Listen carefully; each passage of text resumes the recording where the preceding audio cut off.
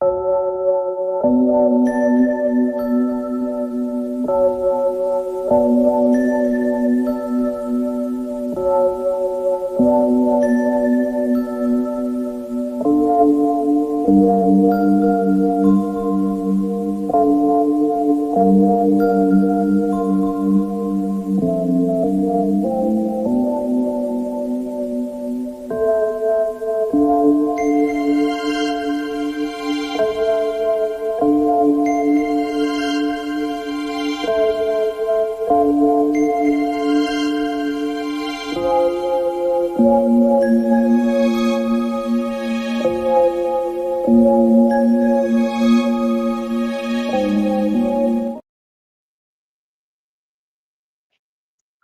everybody, are we live? My intro cut off. Anyway, welcome. Let me know if we're live. Says we're live. Okay, anyway. I don't know why the StreamYard is being funky tonight, as usual.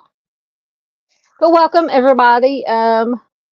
This is our Missing Person Monday live stream. Okay, I think I got, maybe things are working. I don't know. Anyway, welcome. I hope everybody's had a good night.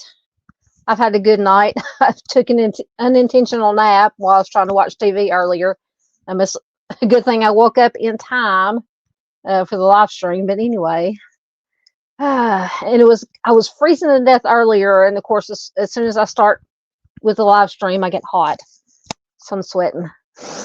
And I've had a sinus headache today. So once again, pardon the nasally and the scratchy throat and all that good stuff. But tonight we are... we're doing cities from all the 50 states, and tonight we are doing Little Rock, Arkansas. We're doing Arkansas, my home state of Arkansas. So we're going to take a look. Take a look at missing person cold cases from Arkansas. And StreamYard, I had a StreamYard working or up on my computer, and of course it went out. But anyway. I think I have 8 cases to look at tonight. Some of them, there's not a whole lot of information, but I wanted to share them nonetheless. Sorry, once again, I'm trying to multitask. StreamYard can't decide if it's going to work on my computer or not. It's just so much easier to control everything through StreamYard, or the comments and slides and everything through on my computer.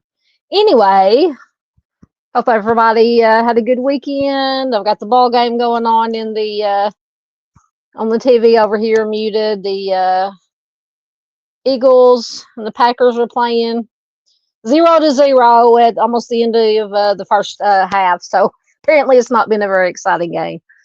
But anyway, welcome if you're new here. I promise I'm usually not this goofy, loopy. Anybody who's been here a while will tell you, yeah, she's loopy all the time. But I'm still trying to get awake. But I've got my sweet tea here with me. Maybe it'll wake me up a little bit. So I'm just going to turn StreamYard off on my computer because I'm tired of messing with it already. So anyway, let's see who is here. Somebody working off my phone, reading comments. So please bear with me. Miss Paula is here. Well, what I was going to say for anybody new, welcome. If this is your first time, we do this every Monday. For the most part, sometimes we'll switch it over to Tuesdays, but for the most part, we are here on Monday nights, sharing some missing person cold cases. So we got Miss Paula's here. Welcome. Chris is here. Patriotism is here. Good to see you. Our friend Mustang is here. Hello. Welcome. I'm gonna try to read these without leaning in too close to the camera. Excellent. Patriotism says, by the way, I might do a live soon. Excellent. We'd love to see you do a live. Far is here. Hello, Miss Far. How are you doing? Good to see you all the way from Australia. Thank you. Mustang is getting links in. Thank you so much. I have to switch hands. My arm's getting tired already here. Absolutely, it is nice to see everybody. Oh, no, don't want to put patriotism in timeout. Miss Stormy is here. Welcome. Good to see you. Butterfly Kisses is here. Good to see you. Either Miss Bridie or Miss Nicole from Stolen Spirits MMIWG is here. Whichever of you ladies it is, welcome. Always good to have you here. Please check out Stolen Spirits MMIWG on Facebook, on YouTube. They do excellent work sharing MMIP missing cases. So it's always good to have them in the house.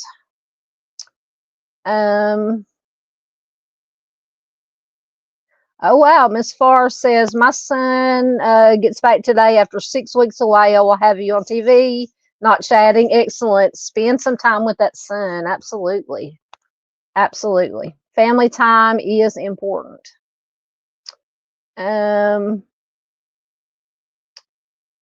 Let's see. Yes. Patriotism says it is cold. Yeah, it's been cold. We've actually been running and the heat for the last couple of, well, for about the last week, we've been going back and forth here in Arkansas between the air conditioner and the heat. But I think pretty much the last 2 or 3 days, we've had nothing but heat. We had a freeze warning last night. It got down to freezing or below last night. I think this morning when I woke up about 8 or so, I checked the temperature on my phone. It said it was like 30 degrees. So I was like, oh, yeah. For Arkansas, that's cold. For down here in the South, that is cold for me. So, yeah. But by either tomorrow, maybe not tomorrow. Tomorrow is going to be up in the 50s. And then by Wednesday, it's going to be back up in the 70s. So we'll have the air conditioner on again. So I'm telling you, Arkansas, like a lot of states, has they can't decide if it's going to be hot or cold at any given time. There's Miss Doodle. Hello, Doodle. Hold on. Ma'am, any reason you were pushing 90? Southern Gal True Crime starts in 5 minutes. She's covering cold cases tonight. Oh yeah? I love that channel. Thanks, officer. Oh dang, that lady was Doodle. I love that. I always have to do that for Miss Doodle. Oh, so welcome, Miss Doodle. Good to have you here as always, my friend. Okay, Chris says it's Miss Braddy from Stolen Spirits is here. Thank you once again. Mustangs getting links in. There's Miss Barbara. Hello, ma'am. How are you doing? She says, hello, everyone. Good to see you all. It's good to see you too, Miss Barbara, as always. Just don't make sure I don't want to miss anybody. Man, I've got to wake up. I still feel half asleep. Oh goodness. Let's see. There's Junior. He says hello from snowy and cold Michigan. Ooh, I can imagine. I can imagine. Yeah, I was watching the that just showed the Bears game yesterday. And it was snowing in Chicago, which is not abnormal, obviously, but yeah, it looked very cold. Y'all can keep that. We, down here in Arkansas, we'll get snow every once in a while. Maybe, I'm not even going to say once a winter. Here for the last couple of years, we've got at least a little bit of snow. A little bit of snow is nice as long as it goes away in a day or two. I'm fine with it. I don't have to get out in it. But welcome, Junior. Good to have you here. Chris says, I think Doodle needs to investigate that sweet tea. I promise all I have in it is tea. Didn't add anything. Didn't add anything. I promise. That's my story, and I'm sticking to it. Hey, Butterfly Kisses. I don't know if I can't remember if I've already welcomed you in or not, but if not, welcome again. Welcome again. It's Brady. Man, I hate having to work off my phone. Let's see.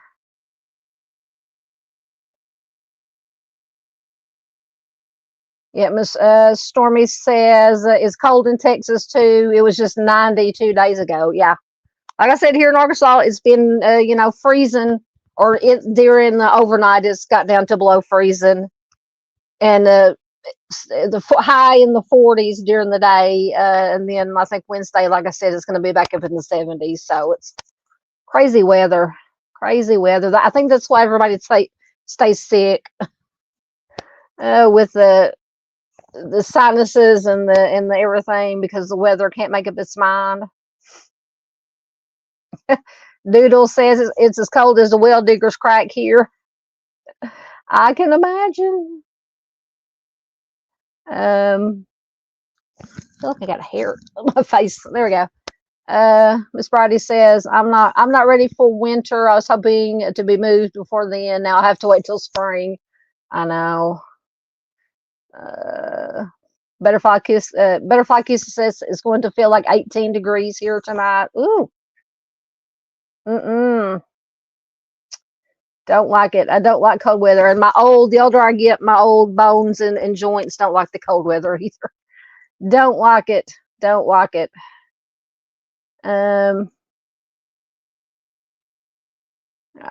Yes, absolutely. Thank you. No, don't want to put her on timeout. Please hit that like button. Doodle says she has a wood stove going, so if I fall asleep, that is why. Oh, them good old wood stoves. Yep. Mustang says if I missed anyone's channel link, let her know, and she will definitely put it in. She or Miss Doodle. Hey, Julie. Julie's here. Good to see you. Welcome. Oops. So I thought I was caught up. Yep. I'm trying not to time people out. See, that's what happens when I have to work off my phone. I'm gonna try again. Every once in a while, I'll try again to get StreamYard to come up on my computer. But yeah, when I have to work off my phone with my big fat fingers trying to punch stuff, bad things happen sometimes. So if I put you in timeout, I do not intend to. Do not mean to. All right, I think I'm caught up. So hey, we'll see. We'll see. It's coming up. So give me 1 second to see if it's going to come up. Before we get into our cold cases, I do have a more recent urgent missing persons case that is going on. A young man is missing. Let me see if I can bring it up. Maybe might bring it up from here. Maybe not. Man, it teases me. It'll come up and then it won't do anything. Oh, there it is. Okay. So this is, let me find the article. This is 19-year-old Hector Barrientos. He has been missing since Sunday, November 2nd, from Ola, Arkansas. And they just finally, I think I saw it, started seeing it. Of course, they've been replaying it on the local news. Last couple of days, they have been, the local news station here in Central Arkansas has actually been sharing it, and they did a piece talking to friends, family, community members, how they've been doing searches and just talking about him. I was going to try to play the screen record and play the video, but unfortunately I did not get that done. But I do have the article, and this article came out the 8th, and I don't even know what today is. What's today, the 10th? Yep. So a couple of days ago, it came out. Friends organized search for missing Yale County teen. So a Yale County teenager is still missing after nearly a week, prompting his family, friends and family, to take up a search for him. A crowd of around 50 came together in Ola on Saturday to search for 19-year-old Hector Barrientos. Susie Walker helped organize them into search groups. She led a prayer before the search began. She said, I had Hector in preschool, so he has been here all of his life. During that time, Hector has made friends like Peyton Mullins, who organized Saturday's search. He says state police and local officials have been making efforts since Hector went missing on Sunday, November 2nd, but he felt that he had to do something as well. Mullins says Hector was always there whenever we needed him, so that's why we're here, because he needs us. The week-long disappearance is definitely taking a toll on those who know and love Hector. Walker says if you could see them this week, it is killing them. Not knowing where their friend's at, not knowing when you go from playing a video game with him and dropping him off and then not hearing from him again. Hector played football at Two Rivers High School. He is a dependable friend, according to Mullins. He says he might mess with you from time to time, but he's always there when you need him. Like if you needed Hector, then you could go talk to him. It doesn't matter if he was tired, if he was this, if he was that, he would always talk to you. Mullins said that the search party planned to look around the area Hector lives, as well as some spots he used to hang out. And I think from when I was watching the video, it's kind of a very rural area where they were searching at. So I'm assuming that's maybe kind of close to where he lives at. So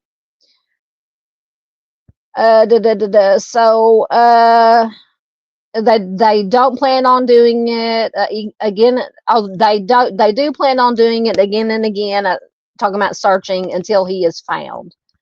Mullins says, we don't find him today, we'll head out to the Danville direction, and then the Dardanelle direction, and then the Costa direction, and these are all towns around Ola, and just whatever direction we have to go until we find him. And the entire community is hoping that is soon. Absolutely. Please help us all to come back together with good news. Walker prayed Saturday. Arkansas State Police say Hector was wearing blue pants, a black hoodie, and gray Nike shoes when he was last seen. And anyone with information is asked to contact the Yale County Sheriff's Office. And I can't read it on my computer. Let's see if I can read it. Nope, StreamYard went wrong again. Anyway, but it has his vitals on the, and I will share this, what you see on the screen. I will share it on my community tab as well as on Facebook. It has his vitals, his height, weight, hair color, and it also has the number for the Yale County Sheriff's Office. I don't know why they didn't include it in this article. But anyway, so that is our current urgent missing. We still have a couple of other teens that are missing. I think I don't have the vital. Oh, did I delete it? All right, take that down. So we still have Bryson Stewart is missing. We did talk about him the other night. I've shared his information on Facebook and on here on YouTube. And then we have an older gentleman. I don't think I have his picture on here. An older gentleman that's still missing. But once again, you can find all the information. Just go to my community tab, community post, or if you do Facebook, once again, it is all on Facebook. But I just wanted to share Hector because, like I said, he's the most pressing and the most worrisome, because in Bryson's case, not that it's not worrisome, but and this once again is Bryson. In his case, just from reading comments on Facebook, he has been in contact with maybe not family members, but people have had friends have been in contact with him, and it may be just a situation of, once again, not downplaying it, it's still very important, but that he maybe a little bit of tension between he and his parents, and he may be staying somewhere else right now, but nonetheless, he's not at home. His parents are very worried. So absolutely, we want him to be home, but with Hector's case, it just seems like it's vanished into thin air. Although we know that can't happen, obviously. So Hector's case is a little bit more urgent.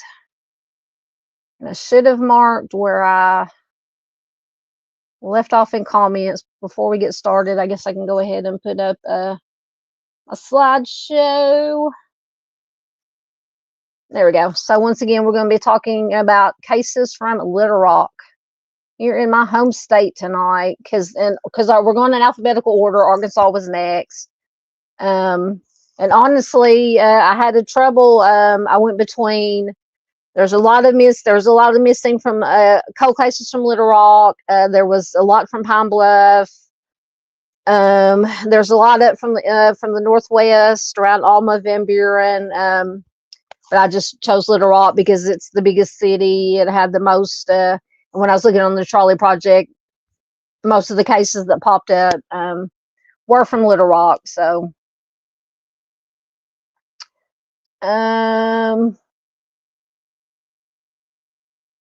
let's see.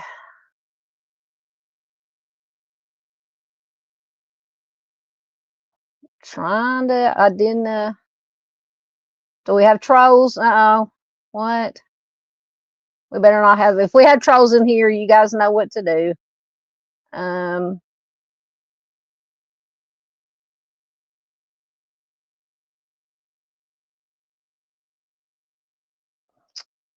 Hold on. Okay, there we go. I remember those comments. I gotta switch hands. This hand's getting tired. Doodle says, "Where's Brother Echoes?" They have Brother Echoes and sister-in-law Echoes, Mrs. Echoes, have been in Italy for the last week or so. I think they just got back today. They're celebrating anniversary, their anniversary, and then Echo's birthday was this month. And then Saturday, my oldest nephew, Echo's son, is getting married, so we're going to can't talk. We're going to a wedding Saturday, so they're probably busy getting unpacked and getting rested up and all that good stuff.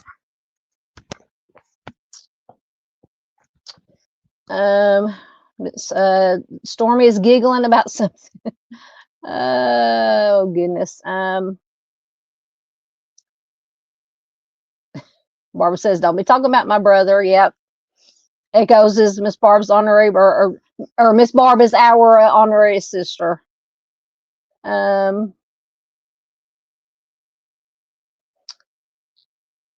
Chris says, "We needed me as a mod last night for Z."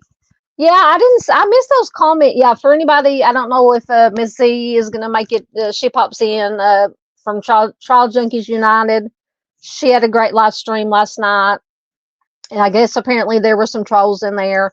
I missed all the comments. I was trying to keep up listening and watching chat. And they have great mods over there, so I don't know what exactly was going on, because the comments were deleted by the mods from whoever. I don't even know who it was that was causing trouble, but anyway. Stormy says, "Seriously, the trolls are out."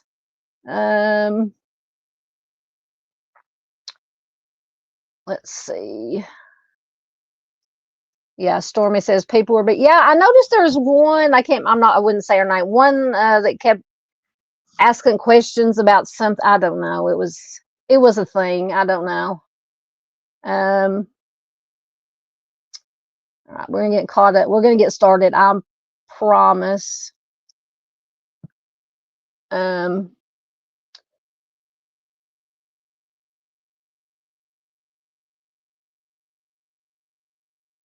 don't know who Miss Brady says. I'm in the process of making a flyer for him. Pretty sure they had to have put the wrong race. Who are you talking about? I might have missed something.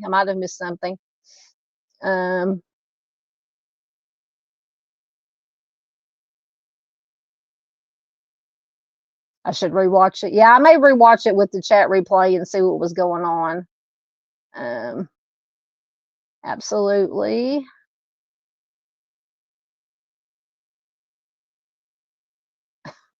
Stormy's talking like turning her phone sideways. Hey, True Crime Talk with Frank Monster. Good to see you, sir. Good to have you here.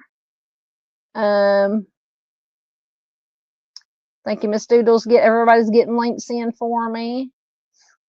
I'm going to switch back to this hand.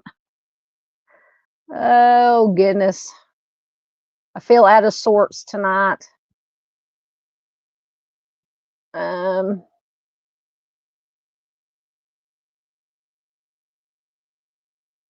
Let's see. Julie says she missed out. Oh, you missed the comments in Trial Junkies United. Stormy says, I lived in Little Rock for a short time. Went to Henderson Middle School, which I think is downtown now. I don't know. I've heard of Henderson Middle School, but I don't. We don't go to Little Rock. If we go to Little Rock, it's usually for a doctor's appointment. Now sometimes we'll go to North Little Rock to eat or go to the mall, something of that nature. But we try not to go to Little Rock or North Little Rock very often. It's not like it used to be when I was a teenager back in the 80s and early 90s. We would go every weekend, go hang out at McKay Mall, and just, parents before we were old enough to have our driver's license, parents would just go and drop us off and they would go do their thing and we'd hang out at the mall.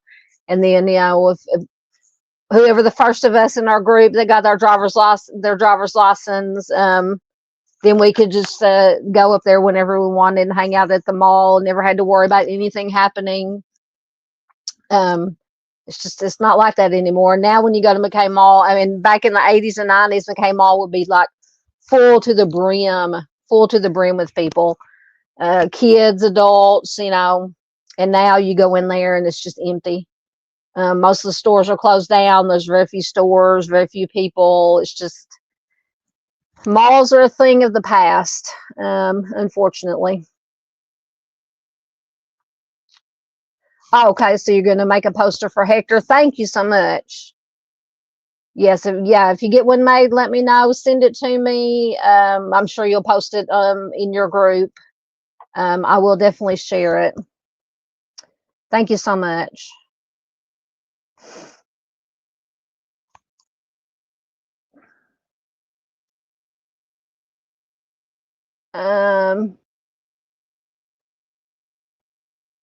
Hey, Miss Chrissy Harris. Were you the Chrissy Harris that was on Trial Junkies United last night? I know two Chrissy Harrises. I know one from Facebook. I can't tell by the picture, but welcome. Good to have you here.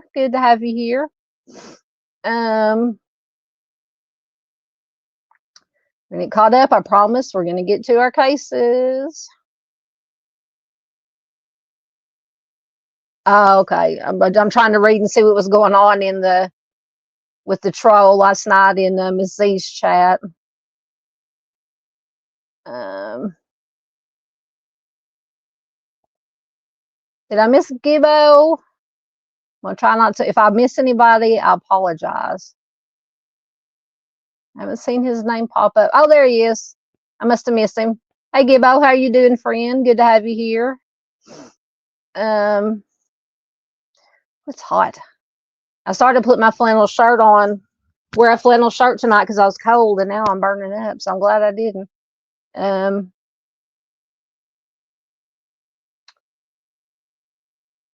Okay, so that was oh, wrong one. There she is. So Miss Christie was the special guest on Trial Junkies United last night. They were talking about Vandy Jane Doe, or is that what it's called? Vandy Jane Doe. Very interesting case. So please do go watch it. I did share after it was over. I did share the link to the live on my community tab. But Miss Christie was on there, very knowledgeable about the case. Had lots of great information. So please do go over and check it out. Go check out the channel. Go check out that live, the other lives, videos. It is a great channel. And like I said, once again, Miss Christie did a fantastic job. With getting, and Miss Z also, and Doc, can't forget Doc. They all did wonderful getting the information out. Lots of good discussion. Okay, I think I'm finally caught up again. So I will remember to mark right there. Well, I thought I was caught up. Stormy says Henderson Middle School was dangerous. So we had to walk through metal detectors. Had to have clear backpacks. Yep. All right, so we will get started. Don't let me forget to advance my slides, guys. So first, we're going to talk about Tamara Bell. Now, I have talked about her in the past. Oh, Lord. Let me get a drink. Talked about shared Tamara's case in the past, and actually, it's like a 2-for-1 case because her boyfriend or her husband at the time, Corey Walker, ended up deceased. We'll get into it, but ended up deceased. I believe it was 2 weeks after Tamara went missing. So this is just a very weird case all the way around. But we'll start with Miss Tamara, and then we'll get into what happened to and the smaller picture. So the bigger picture, obviously, is Miss Tamara. The smaller picture up in the top right is Corey Walker, her husband. Sorry, guys, I'm sweating. So Tamara has been missing since May 5th, 2020 from Little Rock. She's a black female, 45 years old. When she went missing, she was 5'9" to 6 feet tall and 115 pounds with red hair and brown eyes. She may use the last names Bell Walker and or Williams Bell. She has tattoos on her chest and right arm. Her ears are pierced. No known last clothing description. She does suffer from bipolar disorder. She does take medication to control the condition. Unknown if she had her medication with her when she disappeared. But Tamara was last seen on Green Mountain Drive in Little Rock on May 5th, 2020. She has never been seen or heard from again. On May 29th, her 2014 Jeep Cherokee was found. However, there was no sign of her. Tamara's husband, Corey Lamont Walker Sr., was found deceased in his car in the 100 block of Larch Street in Little Rock on June 5th. So exactly so it was a month. Exactly a month after Tamara disappeared. So it was determined he had been killed by GSWs to the upper half of his body, and his car had crashed into a pole. And if I remember correctly, I don't know if it's in the article that I'm going to read tonight. Well, it says here, they initially said that his death was self-harm. But police later retracted this and as saying that it was still under investigation. And he was, I mean, if you're usually, and I'm no expert by any means, but just usually in self-harm cases, when a firearm is used, you're not going to shoot yourself in the chest. It's going to be probably somewhere in the head area. Plus, why would you do it driving down the road in a car? I mean, granted, it could happen. I'm not saying that it's not possible, but it's just very, very strange. Like I said, they did retract the self-harm ruling, and I think it's still undetermined, still under investigation. It's unclear whether Corey's death had anything to do with Tamara's disappearance. And I looked for some updated information. There has been no updates that have come out since this happened, unfortunately, because I have been keeping an eye on this one. So according to Tamara's father, Calvin Bell, Tamara began having problems with a house guest starting in February of 2020, and her behavior changed. She stopped having conversations with her father. She would not respond to his messages asking how she was, and to just please, he was just begging her to get in contact with him. And I don't know if I saved it in my browser, but I did go over to Web Sleuths, and I believe it was Corey's, because it never, any of the articles I found never said who this house guest was, that she was supposedly having problems with. But now Web Sleuths, Corey's, I believe it was one of Corey's sisters, said that the house guest was another one of Corey's sisters that was maybe staying in the house with them, and that this problem that they've been having happened way before Tamara disappeared. And once again, this is according to the sister, so I'll take it with a grain of salt, not saying that it's not true or not true, but said that this happened, these problems, whatever was going on, had happened way before Tamara disappeared. It didn't have anything to do with Tamara's disappearance. Everything had been ironed out, whatever the problems were. So unknown, because I'd always wondered about this mysterious house guest. If, this house guest had something to do with the disappearance or not. Like I said, it's according to Corey. One of Corey's sisters said it was another sister of his, apparently, that had been staying there. So anyway, so on May 3rd, Calvin, who's Tamara's father once again, got a text supposedly from Tamara saying that she had taken her medication. Calvin does not believe that Tamara actually sent the message. However, he replied to the message saying that he was going to contact the police. And in response to that text, he got a message saying that Tamara had dropped her phone in the bathtub and will be getting a new one. So very strange. And I have an article that I'm going to read that gets deeper into this explanation or this story about the phone. He does not think that Tamara wrote that message, as it was not written in the way that he says she would normally write to him. He wrote back saying that Tamara must call him, or he would assume that someone else was using her phone. On May 13th, when she did not call him on his birthday, he went ahead and contacted the police. They initiated a welfare check, and a missing persons report was issued then for Tamara.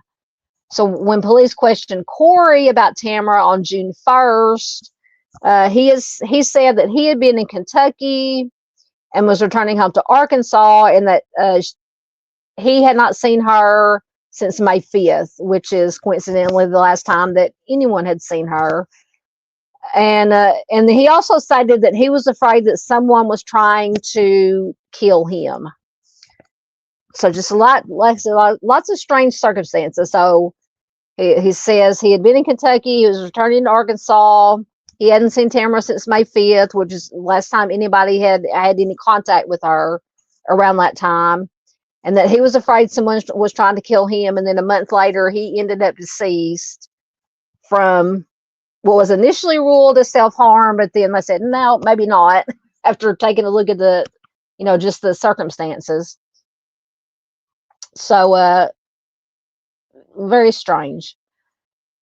So this was just a few days when the police questioned him. This was just a few days before his death.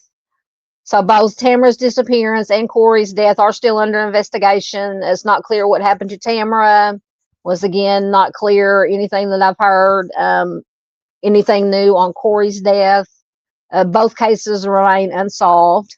Like I said, this is just a very let's say when I first discovered this and started researching it, just a strange set of circumstances. But anyway, you can call the Little Rock Police Department at 501-371-4605. And I do have an article. Sorry, wipe some of the sweat off my face here. Hope my articles load tonight. You know how that goes. They were loading just fine earlier.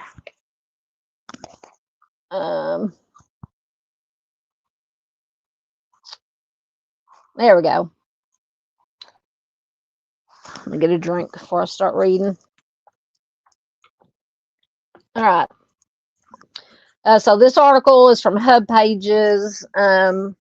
Once again, as always, all the articles I use are linked in the description box. So feel free to read them at your leisure if you wish. Share them out.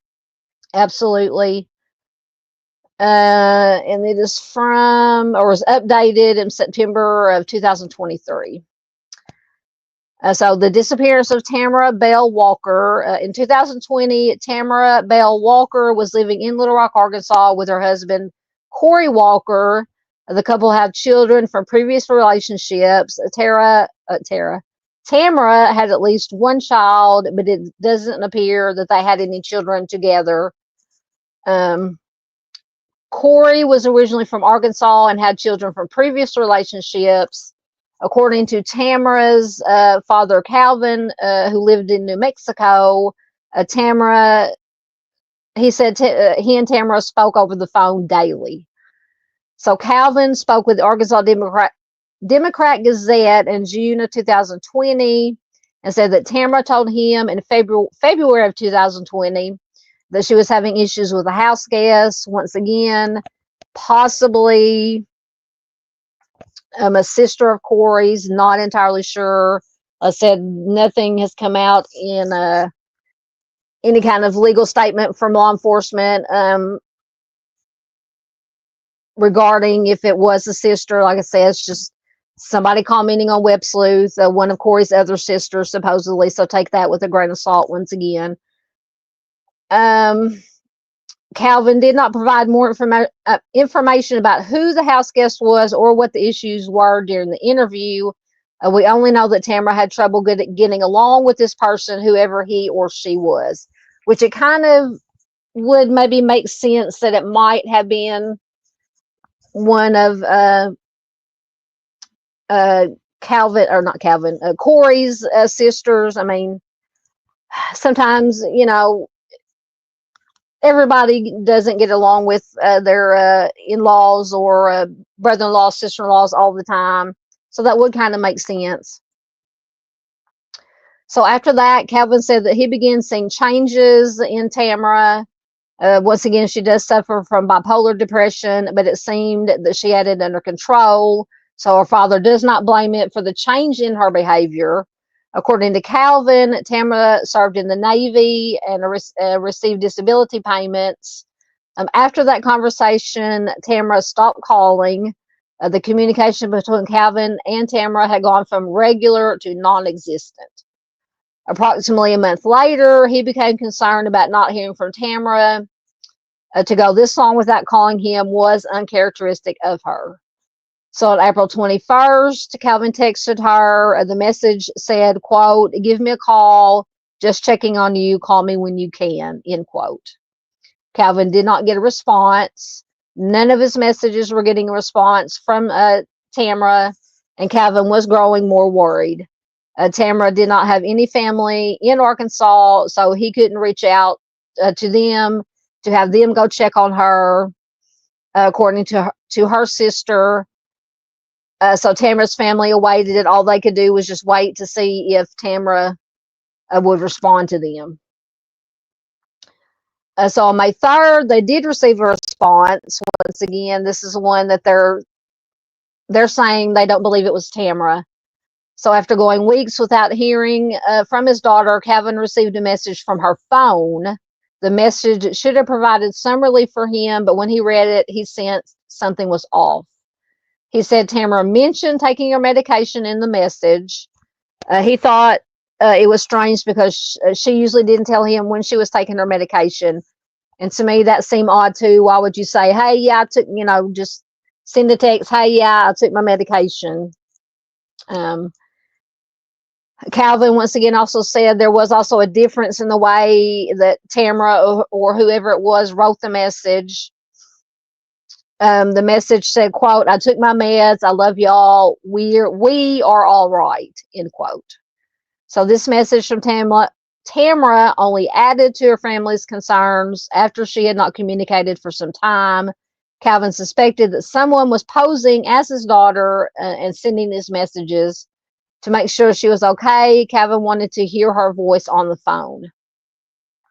So a day later, Calvin sent Tamara a message saying, quote, I need you to call me, end quote. He told the Arkansas Gazette that he sent a message stating that if she didn't call him, he would report her missing since it had been over a month since she actually called him on the phone, since he actually heard her voice. A message came back saying that she had dropped her phone in the bathtub and was getting a new one. So the question I had is, and it doesn't specify, but if the phone was dropped in the bathtub and wasn't working, how was Tamara or whoever sending messages from the phone if it had been dropped in the bathtub? Something to think about. So this was supposed to be a believable explanation for why she couldn't call her father. Calvin, however, was not convinced. To begin with, the message wasn't written, once again, as Tamara wrote. And second, why couldn't she just use Corey's phone to message? And at that point, Calvin said he knew something strange was going on. So on May 5th, Calvin sent a message to Tamara's phone requesting that she call him so that he could hear her voice. In his message, he wrote that if she did not call soon, he would assume that someone else was using her phone. So once again, if the phone was dropped in the bathtub and not working, how was it sending or receiving messages? To make the call, he asked her to use someone else's phone. So he told the Arkansas Gazette, quote, I said, these are troubling times and people's hearts and minds are being expressed. So help me do the right thing, as with not having to get authorities involved, end quote. So Tamara never called.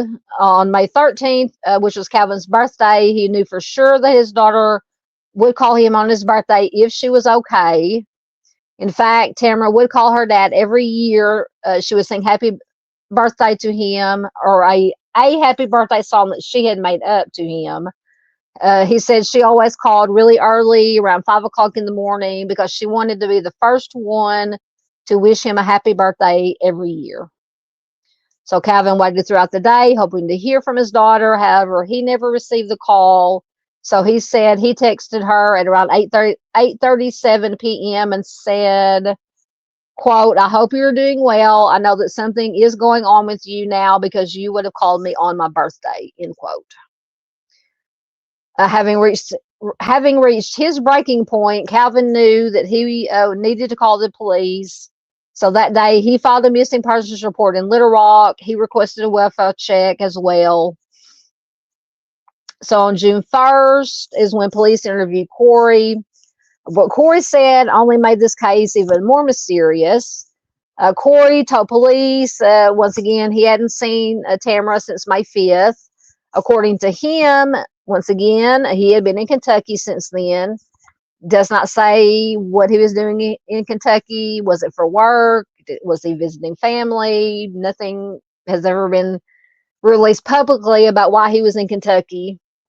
In their interview with Corey, he reported having just returned to Arkansas and not knowing where Tamara was. Calvin, however, said that detectives told him that Corey feared for his life. So Corey, once again, had told this is when Corey told the police that he thought somebody was trying to take his life. He believed that somebody was trying to kill him. The detectives did not mention to Tamara's family if Corey told them who he thought was trying to kill him and why, but it wasn't what anyone expected to hear him say during his interview. Now, it is entirely possible, absolutely, that someone was after Corey for whatever reason, because I personally do not believe that he took his own life driving down the road in his car, in the chest. Please let me know what you guys think in chat, but I don't believe that. I mean, I think in my opinion, that would be more like foul play. Somebody else did it. So 4 days after speaking with Corey, the mystery deepened. On June 5th, 2020, police responded to a report of GSW fire around 8 a.m. in Pine Bluff, Arkansas. When they arrived at the scene, they found a car that had crashed into a pole and an unresponsive black male inside, which was Corey. He was shot in the upper body. So once again, if somebody was going to take their own life, I know it has happened, it does happen, but a little odd, especially driving down the road in the car once again. He was pronounced DOA at the scene. Once again, it was initially believed to be a self-harm, according to the police and media when it was reported. However, the police released a statement on June 9th stating, no, they initially said it was a homicide, but then on June 9th stated that it was self-harm. So now they're reversing. They had it the other way in the other article. So why would they first say it was a homicide and then say it was self-harm? I still don't believe it's self-harm. Whatever they say. So they said an autopsy suggested that the wounds were self-inflicted.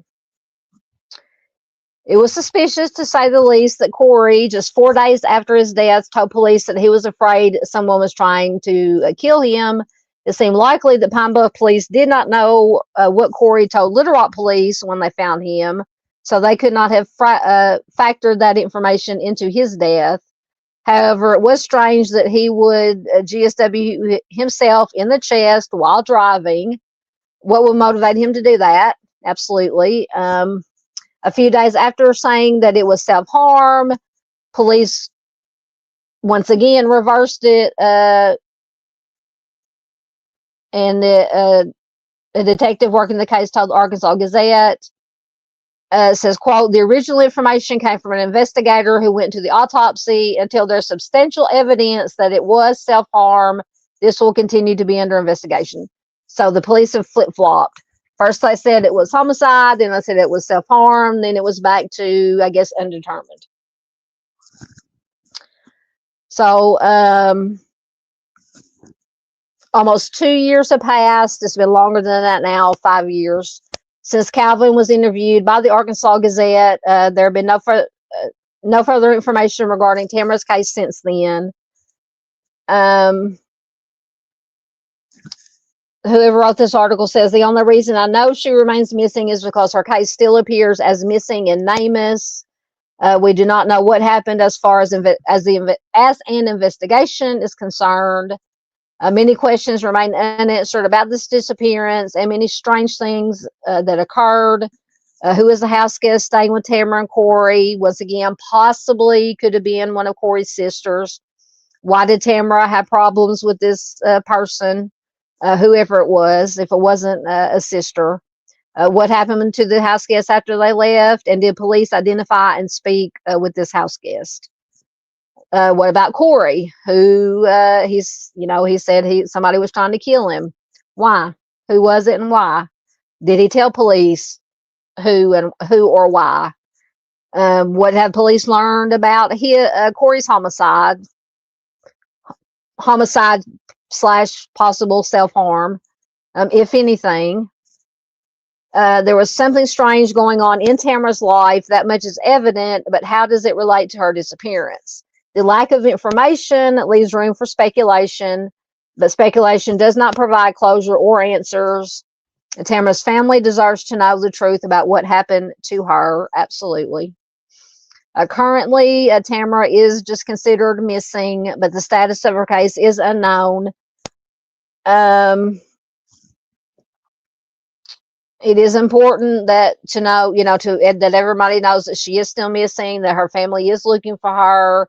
There may be individuals out there who remember seeing or hearing something during the early weeks of May of 2020. They may be able to provide police with additional information. Once again, Tamara Bell Walker was last seen on Green Mountain Drive on May 5th, 2020. Her 2014 Jeep Cherokee was found on May 29th of 2020. At the time she vanished, she was 45 years old. She weighed 119 pounds, 5'9" tall, with brown eyes and red hair, and she has an unspecified tattoo on her chest. Once again, if you have any information about Tamara's whereabouts or the circumstances of her disappearance or Corey's case, contact the Little Rock Police Department. So yeah, you see what I mean about this case has just got red flags and twists and turns, and there, like I said, this article was written in 2023, and even 2 years later in 2025, there is still no updates, no information. Hopefully they're investigating both obviously Tamara's disappearance, Corey's homicide slash possible self-harm, but there's just been no information released. So I don't know if they do have information, if they're keeping it, close to the vest like they do, which is understandable, and just not releasing it publicly. But it's just, this is another case since I came across it that has kind of like Miss Joynelle Brandon's case that we talked about the other night, just caught a hold of me, and just, one of those cases that grabs you. So it's been 5 years, over 5 years, about 5.5 years. So hopefully at some point, if they do have any information, they will release it. But anyway, let me get into your comments and get caught up, then we'll move on to the next one. Get the article loading just in case it takes a little bit.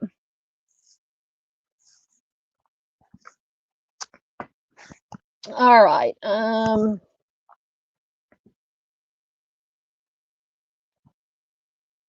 see some people popped in while I was reading.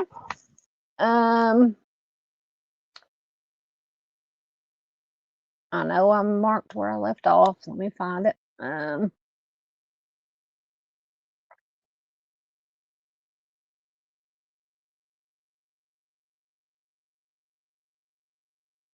Hold on. Lots of people have popped in. All right, hold on. I'm getting down to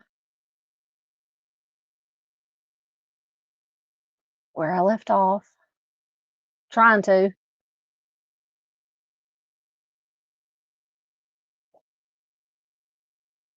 There we go. I found it. Okay.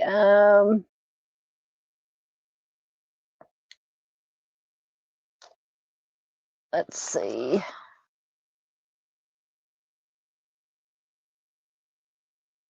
Oh yeah, Chris had asked who's a smaller sketch. Yeah, that's Corey, the husband. Yep. Stormy says a bad part of Little Rock. I hate to say this, but unfortunately these days I don't know that there are many good parts of Little Rock left. Mustang said Oklahoma City schools used to be bad. Yeah, and I know most of the Little Rock schools, and most schools, doesn't matter if it's a bigger city or smaller rural towns like I live in, have metal detectors. that the kids have to go through. Thank you very much. Dadgummit. Thank you very much, Frank.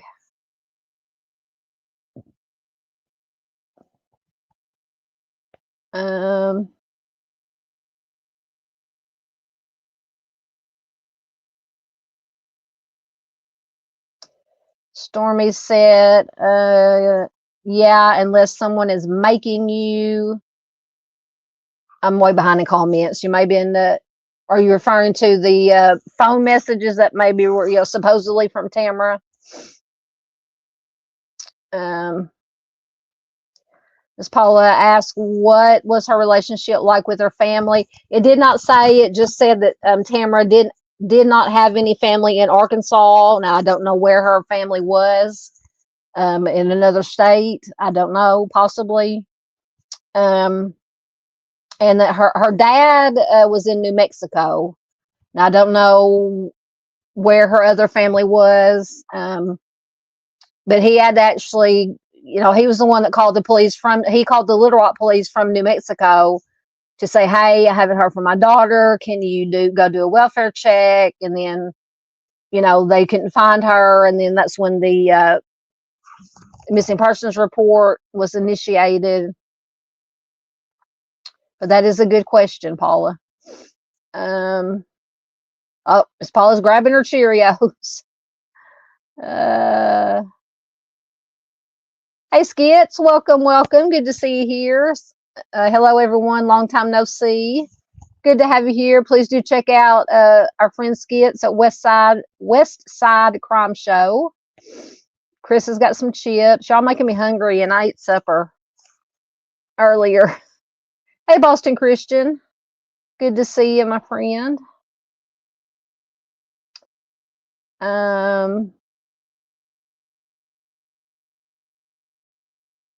Let's see.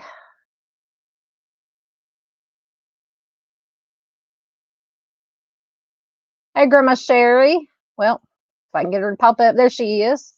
Stopping in to leave the like and smooch. Welcome. Thank you, Grandma Sherry. Thank you for stopping in. Appreciate it.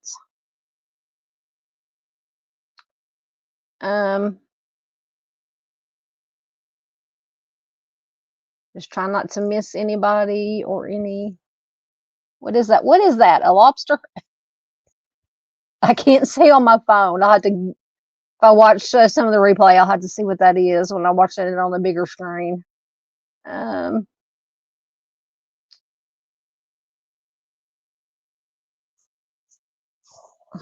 computer keeps going dark on me.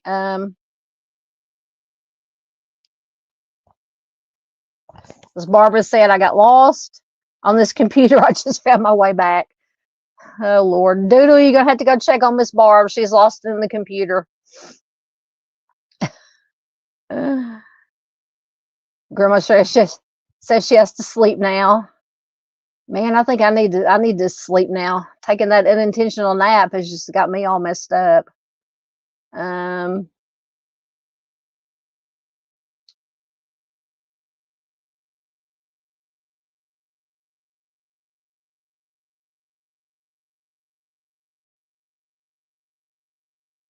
Let's see.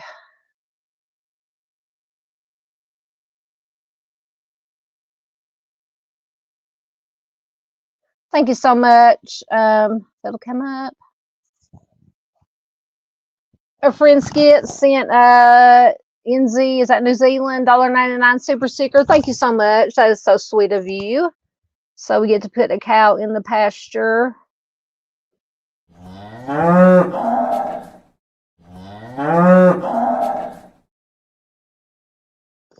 Thank you so much, Skits. That was very sweet of you.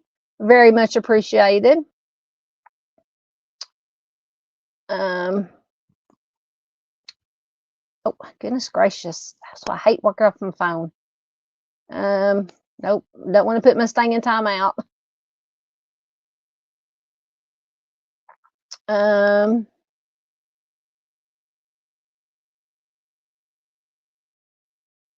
Did I miss something? Make sure I didn't miss something else. Okay. It's hot. Hot, hot, hot. I should have cracked the window.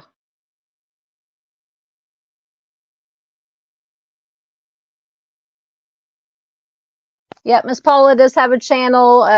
Gibbo said he didn't know that Miss Paula had a channel. Yes, Miss Paula posts every morning a short, very positive. I call Miss Paula our little ray of sunshine. Then she does her movie reviews and her TV reviews.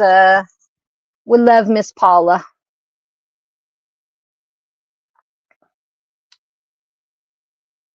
I have to get me some stronger glasses so my face won't be right in the camera here. I can so I can read it better, so I can see what I'm.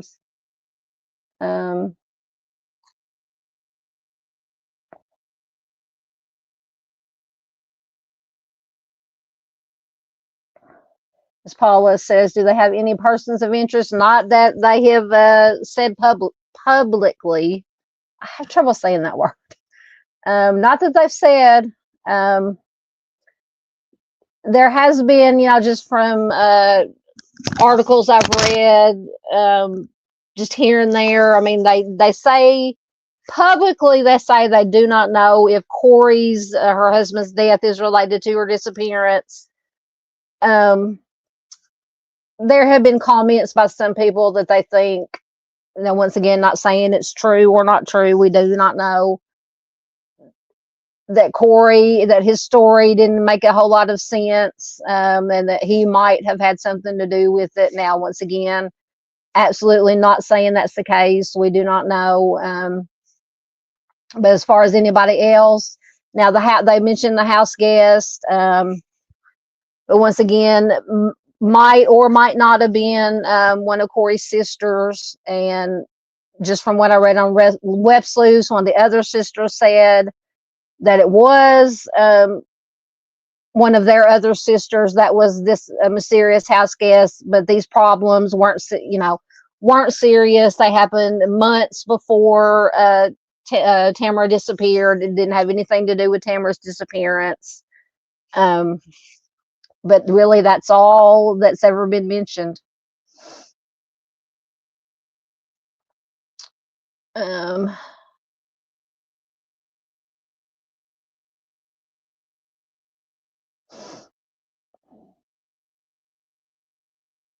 see. Yep, Mustang's got red flags. Absolutely. I know this is just such a bizarre case. Both cases, Tamara's disappearance and Corey's death. It's just none of it makes sense.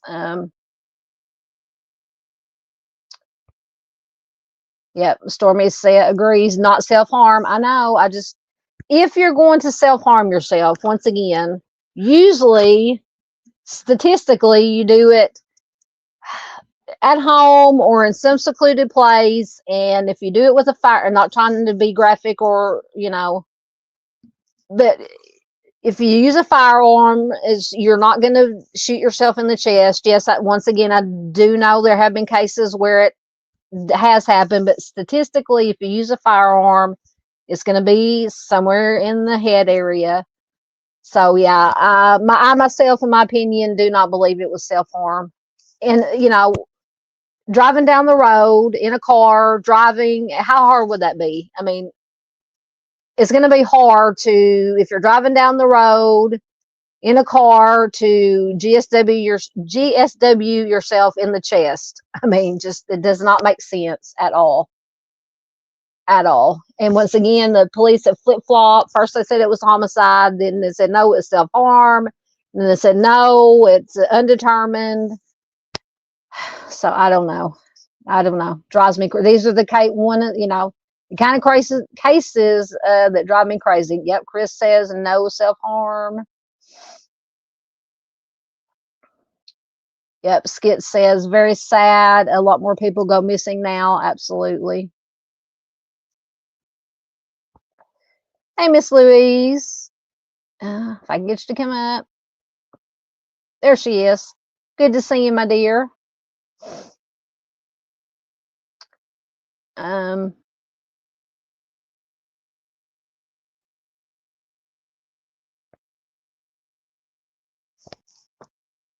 Miss Barbara says, every time I try to put a heart in on my laptop, I get lost. Can somebody help me? What does a heart throw you into a rabbit hole? What happens, Miss Barb? Goodness gracious. Um,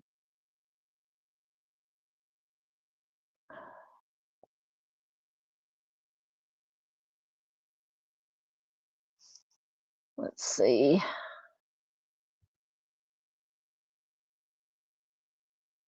Yep, Stormy says all the red flags. Yeah.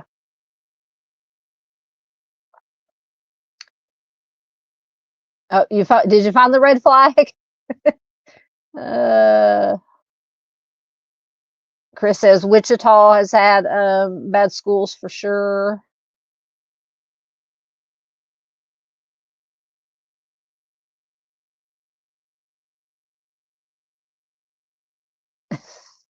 Stormy says she was living a rent free in Talk Chat. I know. Sometimes I forget to switch over to all messages when I'm in chat. Oh goodness. There's Miss Z. Hey Miss Z, good to see you, ma'am. Welcome, welcome. Says sorry I'm late. I didn't get my notification. You're fine. You're fine. We're just I'm trying to get caught up in chat as usual. Once again, I really enjoyed your live stream last night. And Miss Christie was in here earlier. I don't know if she's still here. Very good information. Very interesting case. The Vandy Jane Doe case. I'm gonna have to look into that one some more. I don't think if I'd heard of that one before, it'd been a long time since maybe I just kind of was browsing because I always browse the Google or Facebook, just to browse cases and think, it'll pop up. Maybe I'd read something about it, but I hadn't done a deep dive into it. So that's another very strange, bizarre set of circumstances with that case. So please do check out the whole channel, but please do check out that live stream from last night. It was very, very good.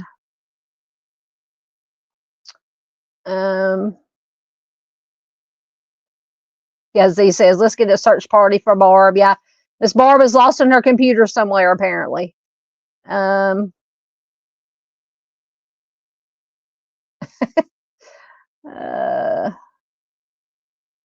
Let's see. Almost caught up. We'll get to the next case.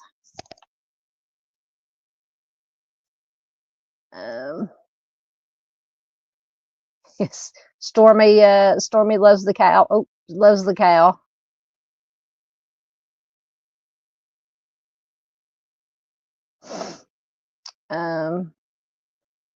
I haven't timed anybody out that I know of yet, and if I did, I apologize.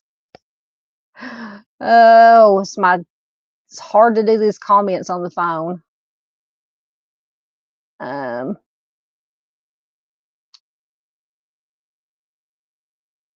come on.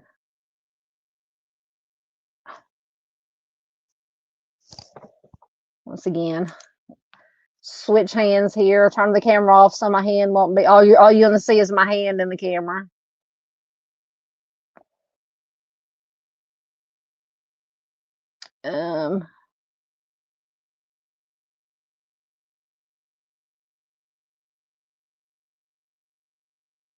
Yeah, Miss Barbara says, don't forget to leave your DNA on the like button.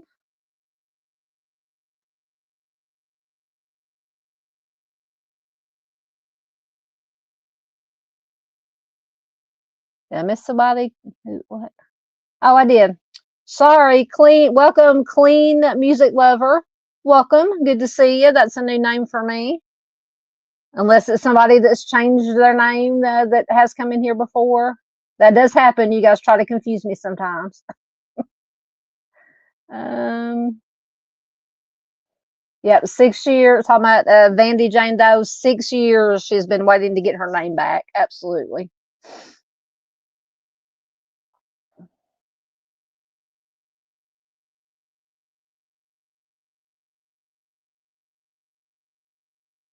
Who are you talking about?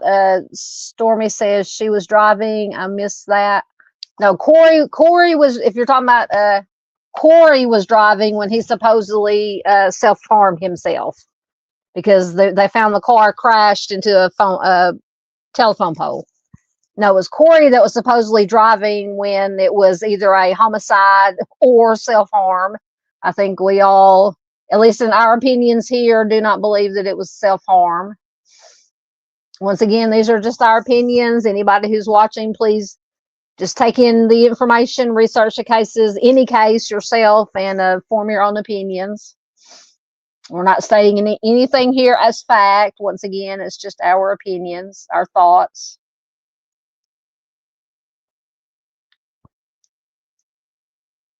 Clean Music Lover says, if you have a chance, could you look into Tank Edwards' missing persons case? He is from my hometown. Absolutely. What town and state? I absolutely will look into it.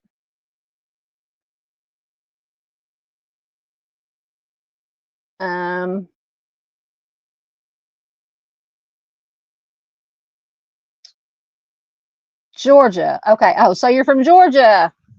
Got a Georgian here. We're almost neighbors. I'm in Arkansas. Yes, I will definitely look into it. Absolutely. Miss Z says, is that Kenneth Edward Tank, 1971? That's the year I was born. Yep, I'm sure a lot of us will look into it. Well, thank you very much. Says I've been a subscriber for a few years. Thank you so much. Mustang says made to look that way, maybe. I don't know what exactly you're referring to, but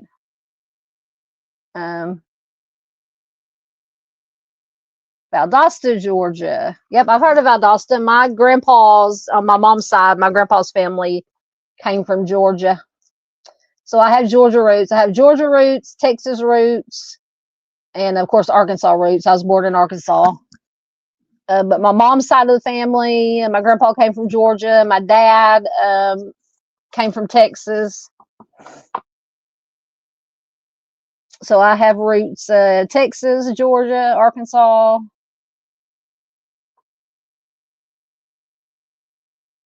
Just getting caught up, and then I promise we will move on to our next case. Okay, so Miss Z says it is another Tank, 26-year-old Derek Tank Evans Jr. All right, thank you. Oh, okay, so Mustang, talking about Corey, says made to look like self-harm, but not really. Yeah, but why would... I mean, I understand why they would, if it was a homicide, yeah, make it, hey, let's make it look like he took his own life and they won't suspect anything. But, driving down, it just gets me driving down the road in the middle of the day. How would they do that? Unless he would have been stopped somewhere. I'm trying to think of scenarios. About, because we're going on the theory or our opinion that it was not self-harm. Did he stop somewhere, was talking, had some kind of altercation with somebody? That's when he got GSW'd, and then it didn't, kill, he didn't pass away instantly. He managed to maybe hit the gas and go, and that's how he ended up hitting the telephone pole. That's the only thing I can think of. Just nothing about it makes sense at all. Nothing.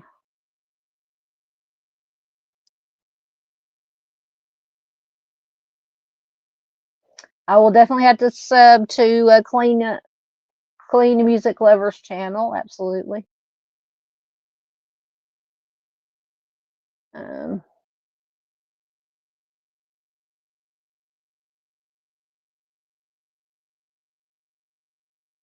Okay, so Clean Music Lover says Derek Tank Edwards 2020 in Valdosta, Georgia.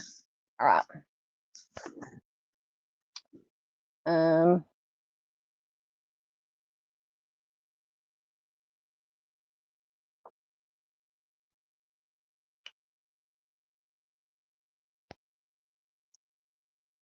Get caught up.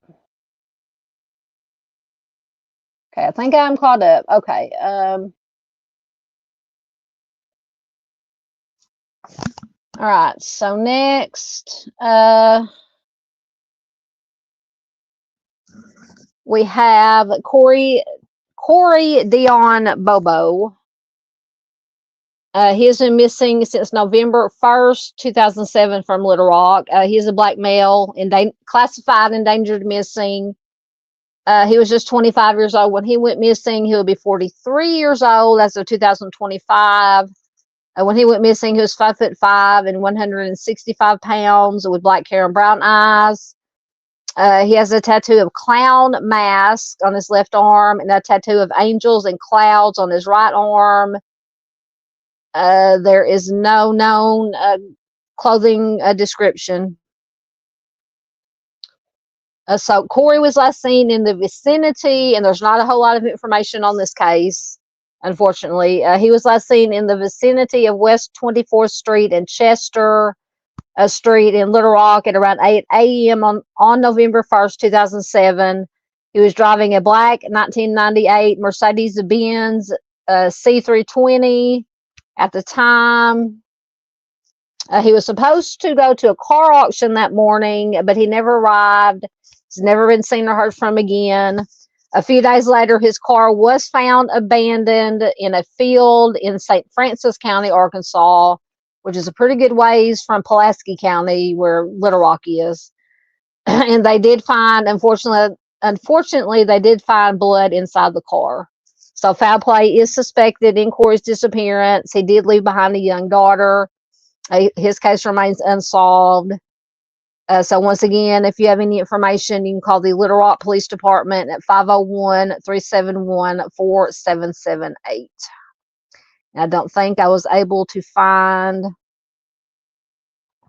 Oh, no, I was actually. I was able to find an article. Hopefully it will load. Things have been going fairly smoothly tonight. But apparently from this article, they do have a suspect, person of interest. Now I say that the articles were loading. I know I shouldn't have said anything.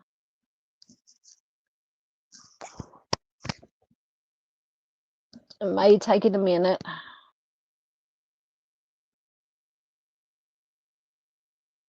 Look at your comments while I'm waiting. Music Lover says there's another missing persons case in my hometown, mother and son, Paula and Brandon Wade, 2002. I will definitely look at that one also. Yep, Stormy says definitely not self-harm if he was driving. Absolutely. That's what I was saying.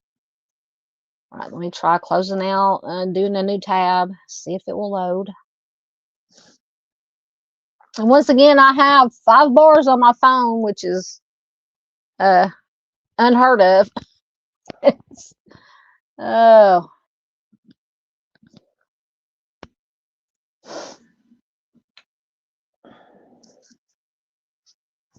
And I'm using google.com instead of the Bing or whatever the Microsoft Edge search engine is.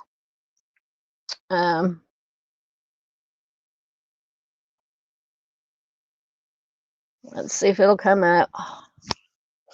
Give me 1 second.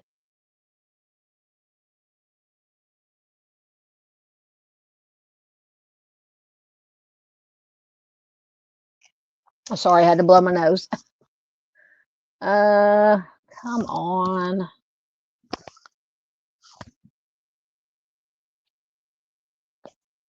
Man, I should not have said anything.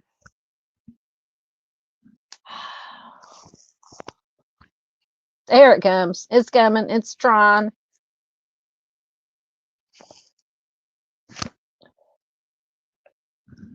Just trying to load. It's like I said, I really want it because apparently they do have a person of interest suspect in the case. Because the name of the article is Little Rock Police say, it loaded. Little Rock Police say cold case offender is, quote, on our radar. So this article is from September 2018. Police in Little Rock say they know who is responsible for taking the life of a man back in 2007, but before an arrest can be made, they have to prove the case in court. And we always hear law enforcement say it's not what you know, it's what you can prove. So Rosie Bobo, who is the mother of Corey, says, quote, no family should have to live through a situation like this. Absolutely. Corey has not been seen in more than a decade. And his mom says, we knew something was wrong. Corey went missing in November 2007. He was just 26 years old at the time. Rosie says she knew something was wrong when her son fell off the grid. She says he was a very loving, kind-hearted young man. If he could help you, he would. Little Rock Police Department cold case special investigator Tommy Hudson says evidence suggests that Corey was the victim, or once again, GSW, because they did find blood in the car. Investigator Hudson says we're tracking everybody involved in this case. Hudson says evidence found inside an abandoned car in 2007 in St. Francis County makes him think that Corey, unfortunately, is deceased. And the investigator says he knows who did it. He says, quote, what we would like them to know is that we are coming for them. While Hudson and LRPD are on the offender's path, Hudson says he is very close to being able to prove it in the court of law. Who's responsible and prosecute the people who got rid of Corey's body, which has yet to be found. Hudson says it's bad enough that you would take somebody's life, but it takes a lot to dispose of a body. And that's absolutely true. I can't fathom it. Rosie says an arrest in the case would mean that she can finally have a funeral for her youngest son. She says, quote, there's not a day that goes by that I don't reminisce him being here. And once again, if you know anything at all, no bit of information is too small in these cases. If you know anything at all about what happened to Corey or where his body might be, you are asked to call Investigator Hudson. I'm at 501-404-3128. And they do note in this article that this investigator Hudson is the same investigator that discovered Ebby Stepek's body, which is another case here in one of the bigger cases here in Arkansas. She went missing. Her body was later found, deemed a homicide. Still, that case still has not been solved either. So yeah, so apparently they, or at least this investigator, cold case investigator Hudson, in his mind, he with what he's found during his investigation, he possibly knows who did it, allegedly did it, and they just want them to come for. And he's working on getting enough evidence to prosecute. So once again, hopefully sometime soon. They will have enough evidence to prosecute. Absolutely. All right.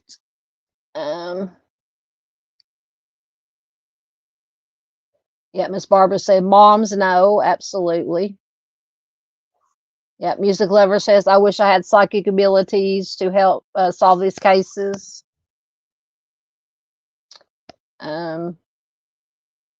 Yep. Okay. Oh, nope. Now I'm accidentally trying to put Miss Barbara in timeout. All right, so that was Corey. So now we have this should be Montana Marlene Bone. once again. Oh, it came up. All right. So Montana has been missing since July 14th, 2020 from Little Rock. She is a white female. She was 32 years old when she went missing. She'll be 38 years old as of 2025. When she went missing, she was 5'3" tall, 155 pounds, with brown hair and hazel eyes. She has unspecified tattoos on her left shoulder, abdomen, left hip, and left leg. It says she may use the last names Drennan and or Drennan Bone, and her ears are pierced. So Montana was last seen in Little Rock on June 30th, 2019. She has never been heard from again. For unclear reasons, she was not reported missing until May of 2024, nearly 5 years later. She does have ties to Paragould, Arkansas, and Greene County, Arkansas. Few details, unfortunately, are available in her case. So if you have any information, you can call the Greene County Sheriff's Office, which should be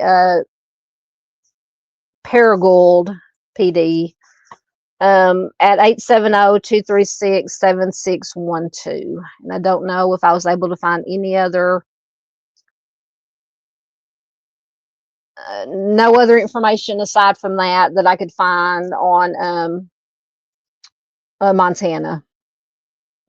But once again, in my opinion, these are these cases that don't have a lot of information that's already out there as far as being covered by news media, online media. These are the ones that really need to be shared because of the lack of attention that they are getting.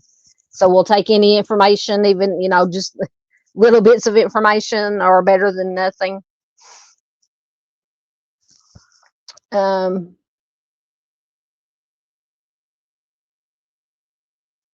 Z says, I think some prosecutors are getting better at going after cases even when there is nobody. Absolutely. Yeah, we're seeing more and more what they call nobody cases that are being prosecuted and convictions from those. So yes, you're absolutely right. I agree. All right, so next we have very little information on this one too. This is Derek Foster. The heat came on. Come on, might take it a minute to load.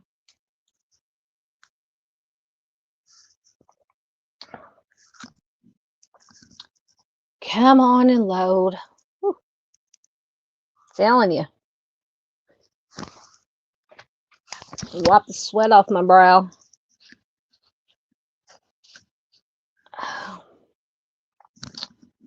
Might have to close it out once again. Hold on.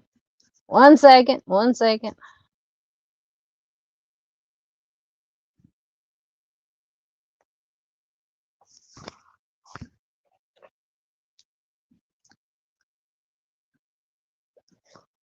Oh, come on. There we go. All right, so this is Derek M. Foster.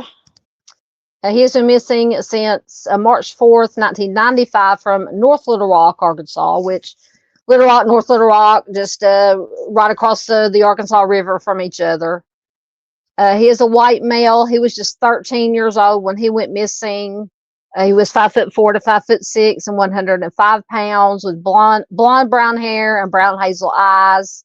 He does have a 4-inch scar on his right calf. Once again, very little information.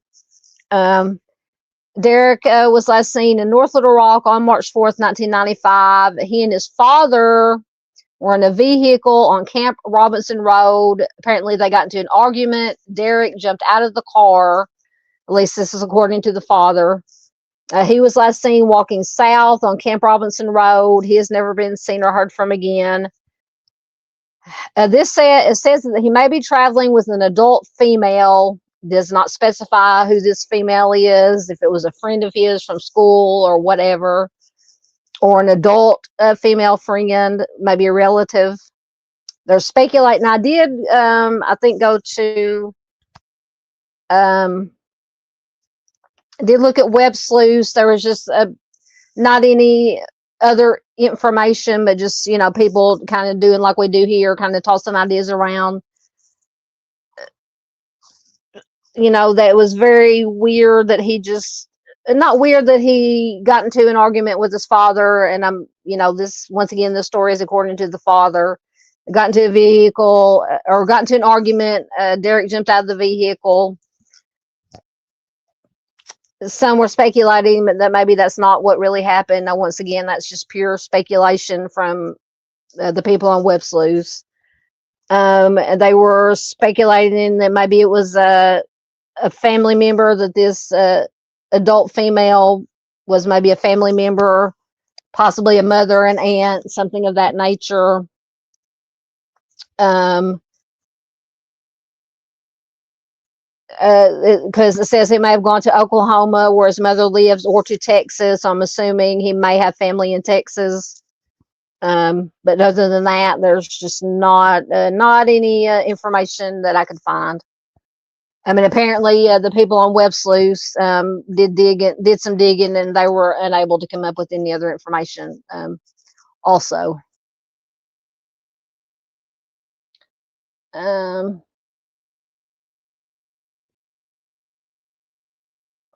yeah, Miss Barb says, I wish I could get the prosecutor in Timmy's case to do something. Absolutely. Not Stormy. Stormy says, I'm going to bed, everyone. Have a good night. Thank you, Miss Stormy, for being here. Always good to have you here.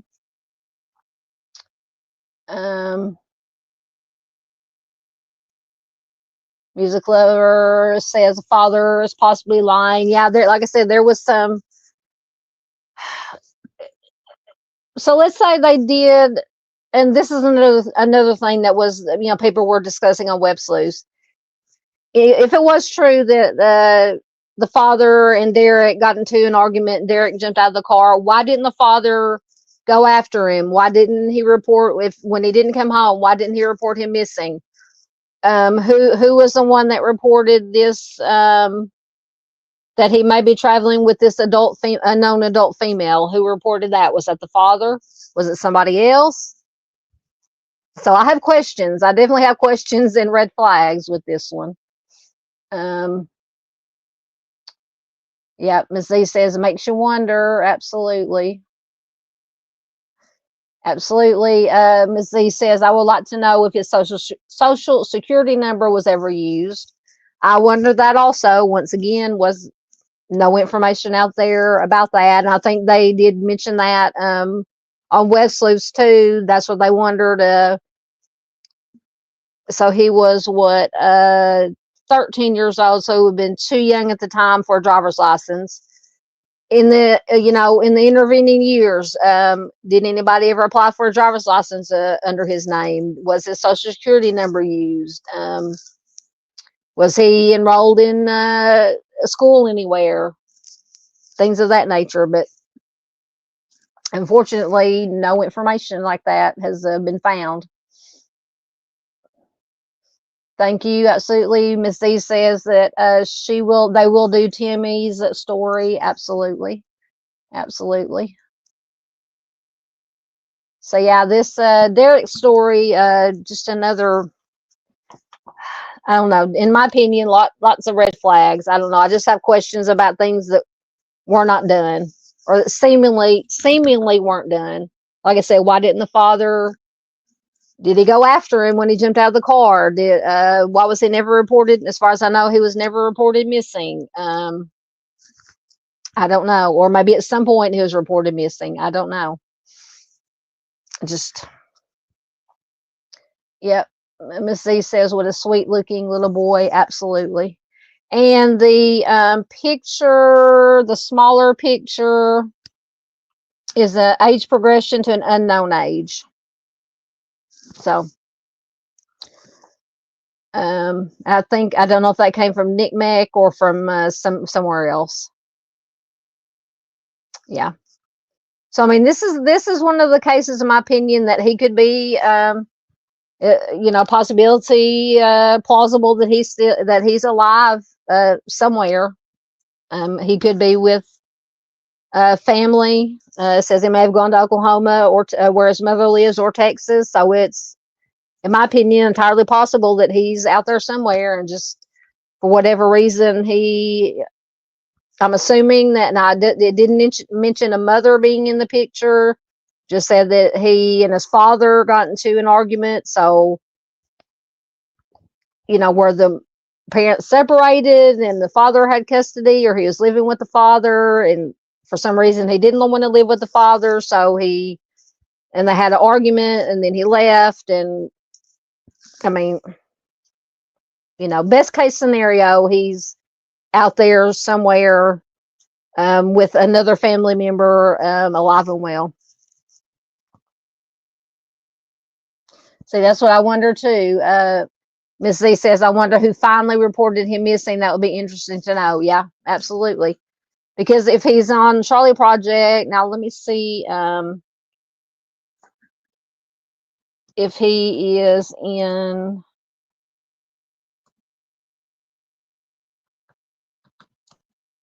NamUs or any of this other system. If I can spell.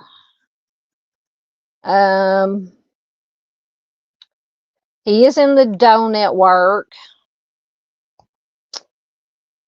He is listed in the Doe Network. Last seen March 4th, 1995, North Little Rock, which is in Pulaski County, Arkansas. I did dentals unknown, fingerprints, DNA unknown, clothing, green jacket and blue jeans. So it says Derek was last seen on March 4th, 1995. Derek's father said they got into an argument. Derek jumped out of the vehicle on Camp Robinson Road and began walking south. He may be en route to his mother's house in Oklahoma.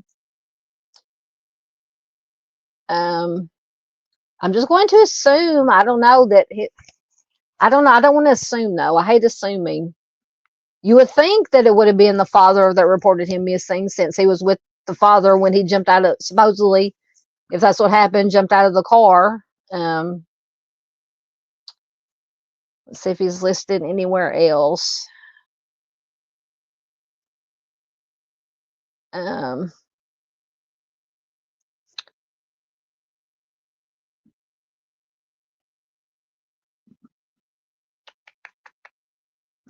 Let me put in.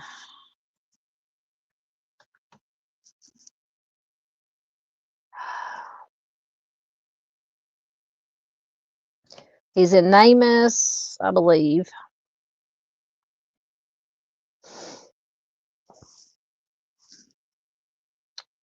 Once again, if it'll come up.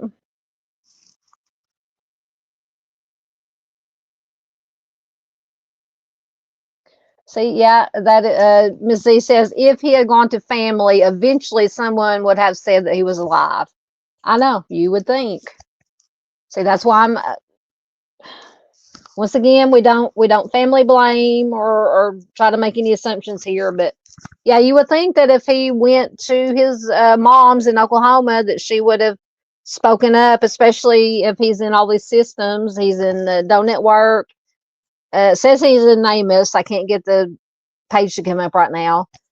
He was reported missing by somebody. You would think the mom or whoever would say, hey, no, he's with me. He's alive. He's okay. But as far as we know, nobody has ever spoken up to say, hey, apparently he is in NamUs. Once again, it's not loading, but he does have a NamUs page. He's in the Doe Network, so just very perplexing. Very, very perplexing. See, I'm just seeing if there's anything else that I might have missed in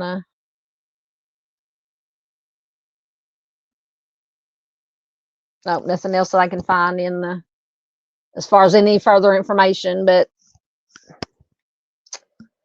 I have questions. I say that a lot, but I have questions. I have red flags. All right, so that is Derek. All right, let's see who we have next. So next we have Patsy Clark. And I have talked about Patsy before. I think probably maybe in when we were doing Missing Person Lives or Missing Person Monday for just the whole state of Arkansas. But this is Patsy Delois Destilia Ridings Clark. She's been missing since March 4th, 1987 from Little Rock. She's a white female. She was 55 years old when she went missing. She would be 94 years old as of 2025. When she went missing, she was 5 foot to 5'3" and 165 to 180 pounds, with graying brown hair and green eyes. She had previously fractured her pelvis and her lower left leg. She has scars on her forehead and across the bridge of her nose. She has a C-section scar on her abdomen. Gives no known clothing description. So Patsy was last seen by her ex-husband in Little Rock on March 4th, 1987. Although they were divorced, they did still live together. Her ex-husband stated that he saw her getting into a taxi. Supposedly she was en route to Fayetteville, Arkansas, but she never arrived there. There's no record of a cab fare. So apparently law enforcement, whoever investigated, maybe the husband, if his story is true. Once again, not saying one way or the other that I know, but I have my suspicions on this one. Told them which taxi service she used, and maybe they checked it out and could find no evidence of cab fare of her taking this taxi. She has never been heard from again. She did enjoy traveling in 1987. She would make visits, sometimes unannounced, to Memphis, Tennessee, Hot Springs, Arkansas, to Texas, Oklahoma, other places in Arkansas. Authorities have found no indication of foul play in her disappearance. Now, that, once again, just because they haven't found any evidence of foul play doesn't mean there wasn't foul play. But her son believes that her disappearance is suspicious. She never picked up her Social Security checks that were her only source of income. So you would think if she did get into this taxi and leave of her own accord and decided to go live somewhere else, she would have to have her Social Security checks to live on. But it's also possible that she did, if it's not foul play, if foul play is not involved, it is possible she did get into a taxi, go to Fayetteville, and either some kind of accident happened, something nefarious did happen that had nothing to do with her ex-husband. But then again, you would think that she would have ID on her, and if something did happen to her, whether it be accident, foul play, that she would have been identified somehow and, been reported. It would have been, her family would have been notified. As far as I know, nobody was ever notified that anybody had ever found anything to do with her. So according to her son, there was DV situation with she and the ex-husband for much of her life. Now, I don't know if she had more than one husband or if it's just the one. She was declared legally deceased 5 years after she was last seen. Her case remains unsolved. So if you have any information, you can call the Little Rock PD at 501-371-4636. I think I was able to find an interview, an article with her son. Her son definitely has his ideas of what happened to her, or what possibly could allegedly happen to her, or who allegedly is responsible.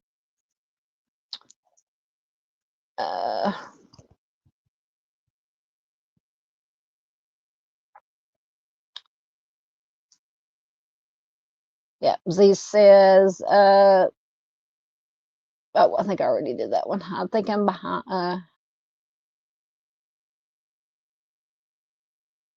Yep, going back to Derek, Ms. Z says, if your child goes missing, you contact the mom and say, Derek took off. Have you seen him? Yeah, most definitely. Most definitely. Yep, Z says, as they say, the math isn't math in here. I agree.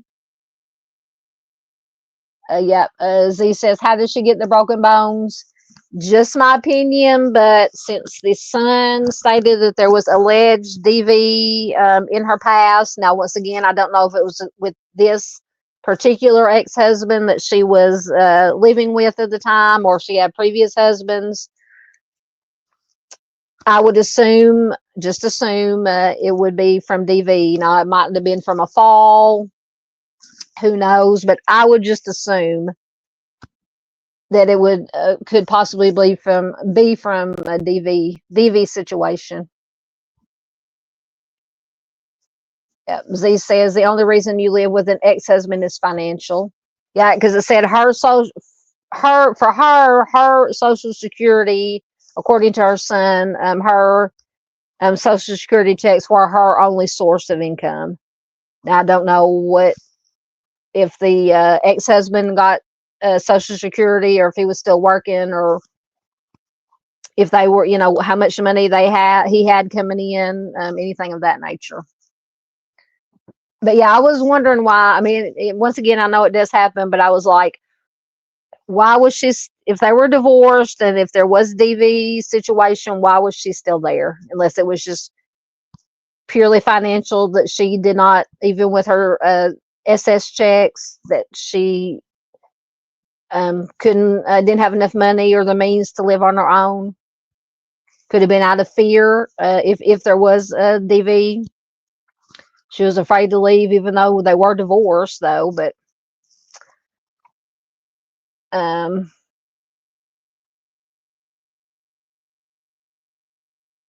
Z says, now if some guy told that story, they would look at the home and the land. Absolutely. All right, so this article, it did come up, thank God. It's from May of 2017. Man searching for missing mother 30 years after her disappearance. A Sherwood man searching for his missing mother 30 years after she went missing. His name is David, as her son says. You can say my mother was a very loving mother. And of course, it's been 30 years since David Clark's mother, Patsy, vanished.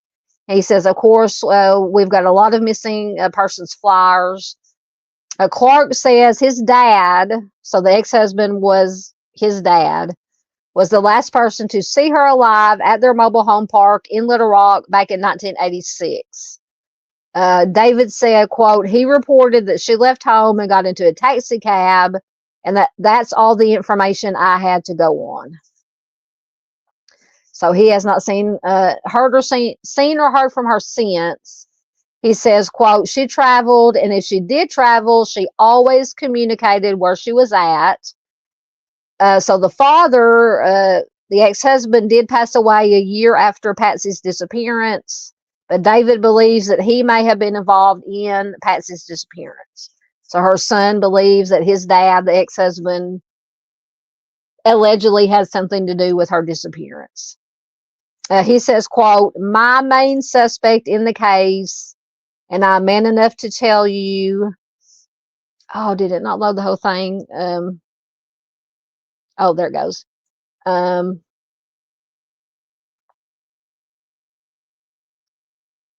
on, it's still loading. He says, my quote, my main suspect in the case, and I'm man enough to tell you today, is my father. I hate that it is that way, but it is. As a child, Clark says that he would often see his mom being physically abused by his dad. He says, quote, if there was one thing in that home, it was DV, lots of it. So apparently just obviously not a good situation. So more than 3 decades later, David has not given up hope. He says, quote, I have her final resting place that I purchased for her. So now he's spending every day looking at pictures, praying that she is still out there, waiting to be found. He says, quote, I don't have proof that she's not alive, but after 30 years, you just have to wonder. And that's true. And just like Miss Barb says, and a lot of family members with missing loved ones say, it's the not knowing that's so hard. So it does have a link. Apparently, he does have a website. I don't know if it's active or not. Let me check. If it is, I will put the link to it in the chat. Once again, it may take a minute to come up.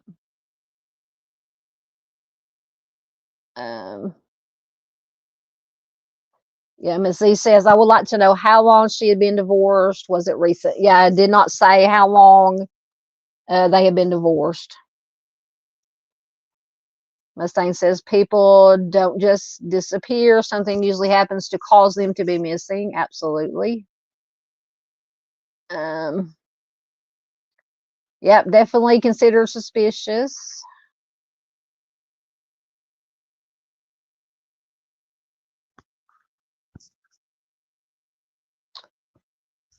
So it won't come up.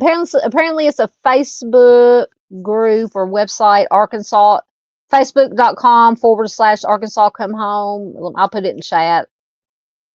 Maybe you guys can get it to come up. Oh, I can't put it in chat. I forgot I don't have it on the computer. I'll put it on, I'll do a community post. So yeah, so her son, Patsy's son, which is also the ex-husband, was his dad. So the son believes that his dad allegedly had something to do. And full transparency, in my opinion, ever since I researched this case, that's been my opinion too, is that possibly, allegedly, the ex-husband might have had something to do with it. Once again, don't know for sure. This is just our own opinions.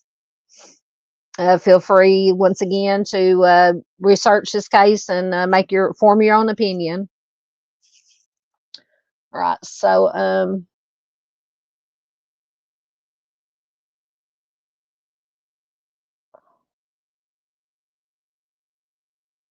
let's see.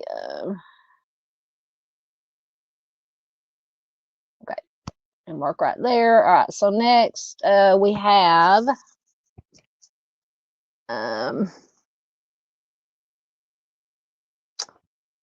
I did have a, hold on, I had another, see if I can go back. Okay, if it'll come up. So apparently at some point, David, the son,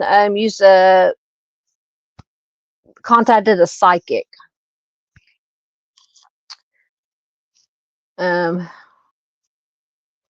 again, if it'll come up, I'll take that off. Maybe it'll help. Oh, come on. Oh, they can't. Of course, it can't reach the page. Of course. Let me try one more time. I don't know. I have mixed feelings about psychics. If it's a real true psychic, then, you know, they could be useful. But then again, you have to be careful because there are a lot of scammers out there. Just like with private investigators, you have to be very careful because there's a lot of scammers out there. Try one more time to see if it'll come up.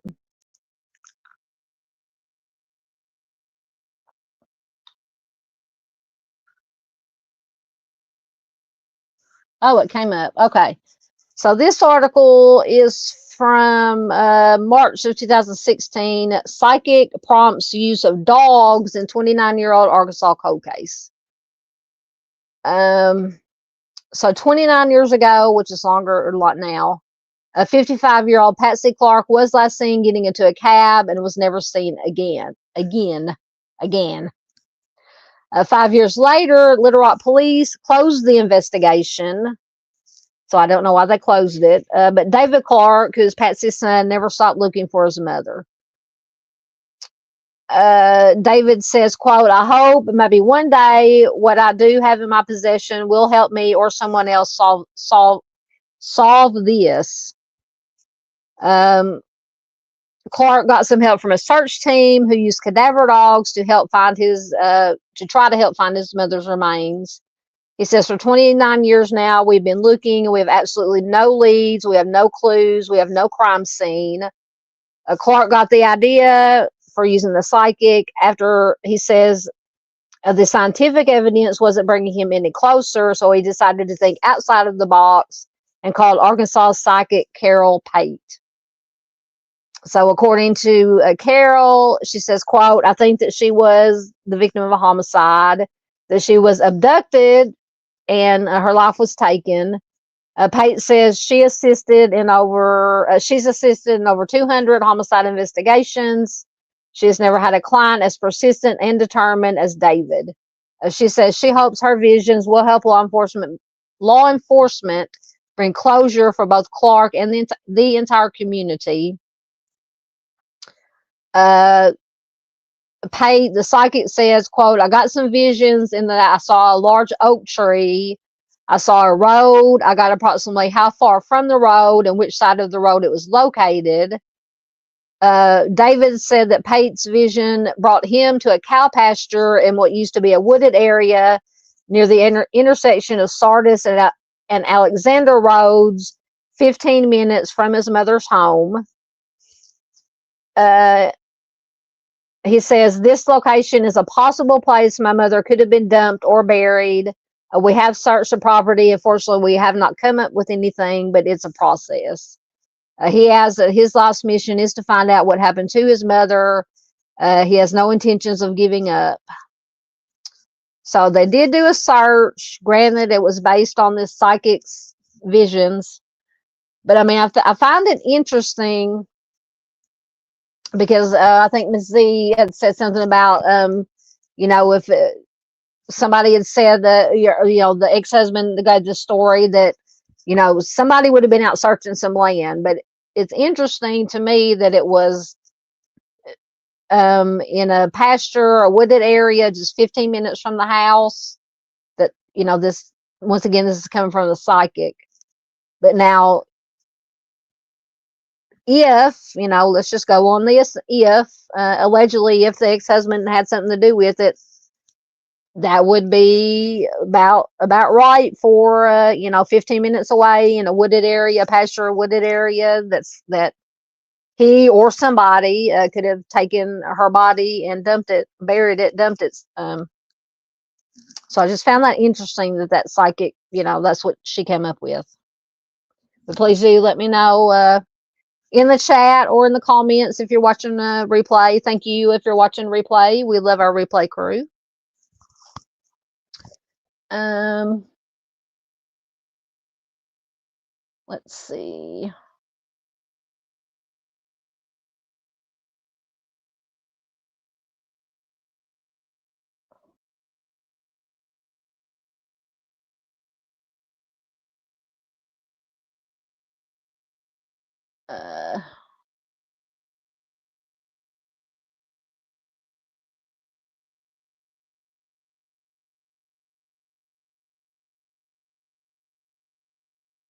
Okay. Ooh. All right. So now we'll go back to this is Ellis Gregory Woods. So Ellis has been missing since January 27th, 2019 from Little Rock. He's a black male, 56 years old, 6'1", 230 pounds. Doesn't give an eye or hair color. Apparently he was bald. Wood says that he may reverse his first and middle name as in Gregory Ellis Woods instead of Ellis Gregory Woods. Not a whole lot of information. So Ellis was last seen in Little Rock on January 27th, 2019. He has never been heard from again. After his disappearance, his car was found abandoned on a city street with a cell phone inside. A few details are available. Little Rock PD is handling it, so you can call them at 501-371-4510. I don't know if I was able to find, once again, on this one, very little information. Was not able to find anything else. Let me see if he is. Surely he's listed in, oh, come on. Oh, if I get the right name in here. I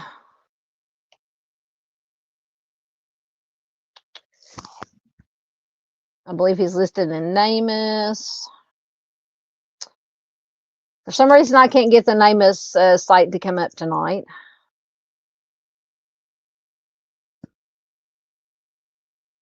Let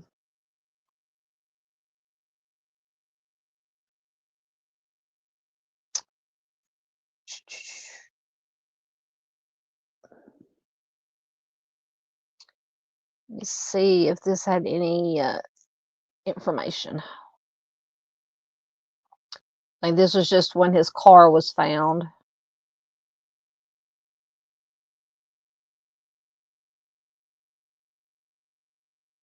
Once again, if it'll come up.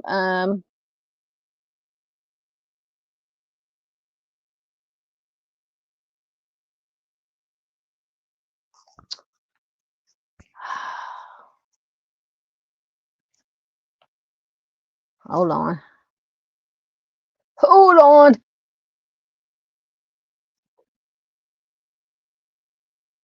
Wanted to see if they said anything about any more information about when or when they found the car.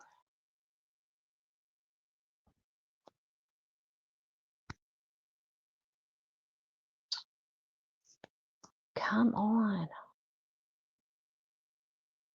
Lord of mercy.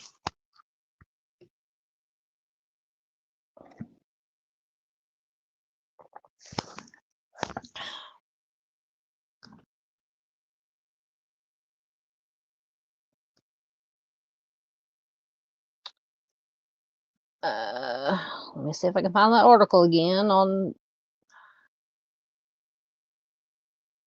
Okay, that's the one I was looking at. Looking for.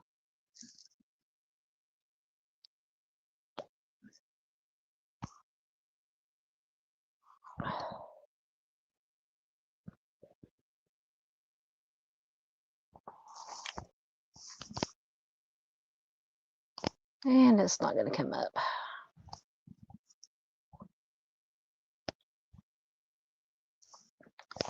One of these days, I say this all the time, I will have proper Wi-Fi instead of just having to go through my phone or get a new phone with a better Wi-Fi signal. All right, that's not going to come up. Okay. So next, we have Beverly Redmond.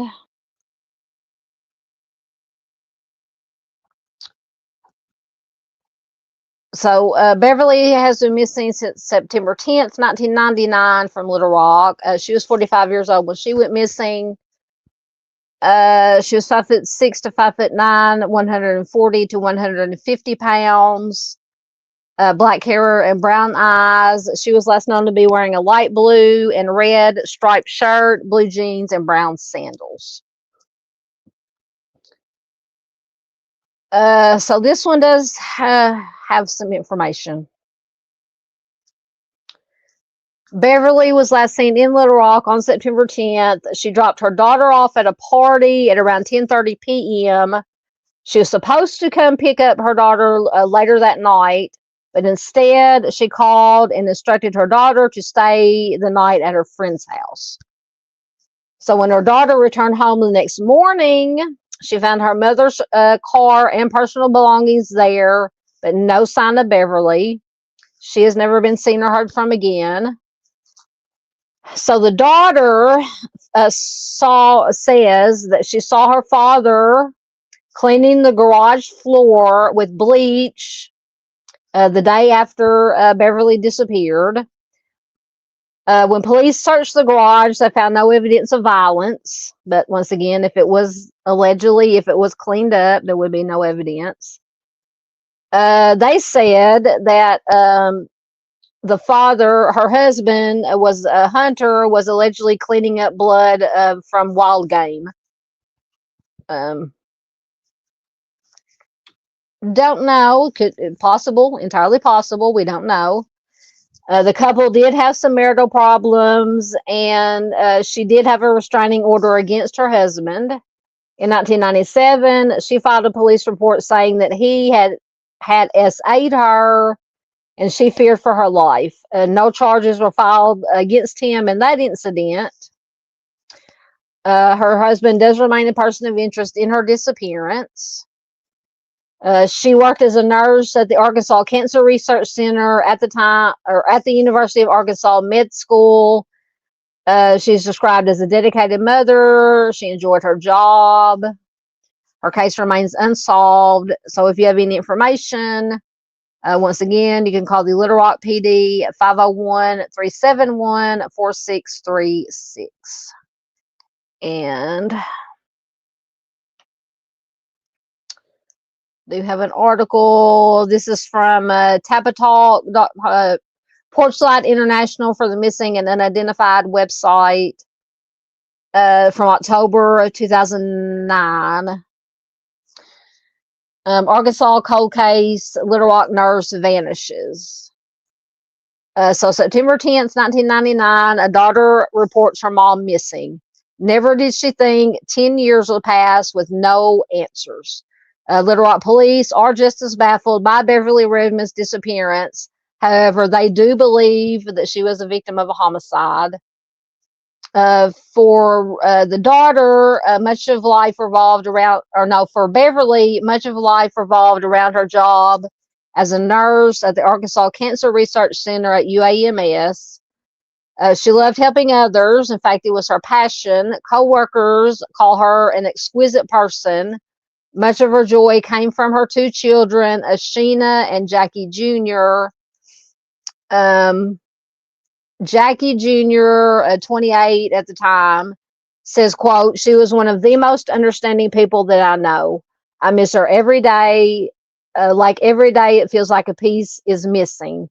It's a piece that I don't know how to explain it. It just feels like something is missing." Her daughter was the last person to see her alive. Beverly dropped her off at a party, but never returned to pick her up. Lieutenant Terry Hastings with LRPD says that she found her mom's car and personal belongings at their home the next day. Excuse me. Hastings says, quote, "We know that she and her husband were having some domestic issues, and all those have been looked at and investigated, and we have talked to him, but no charges." Once again, it's not what you know, it's what you can prove. So once again, Beverly did have a restraining order against her husband in 1997.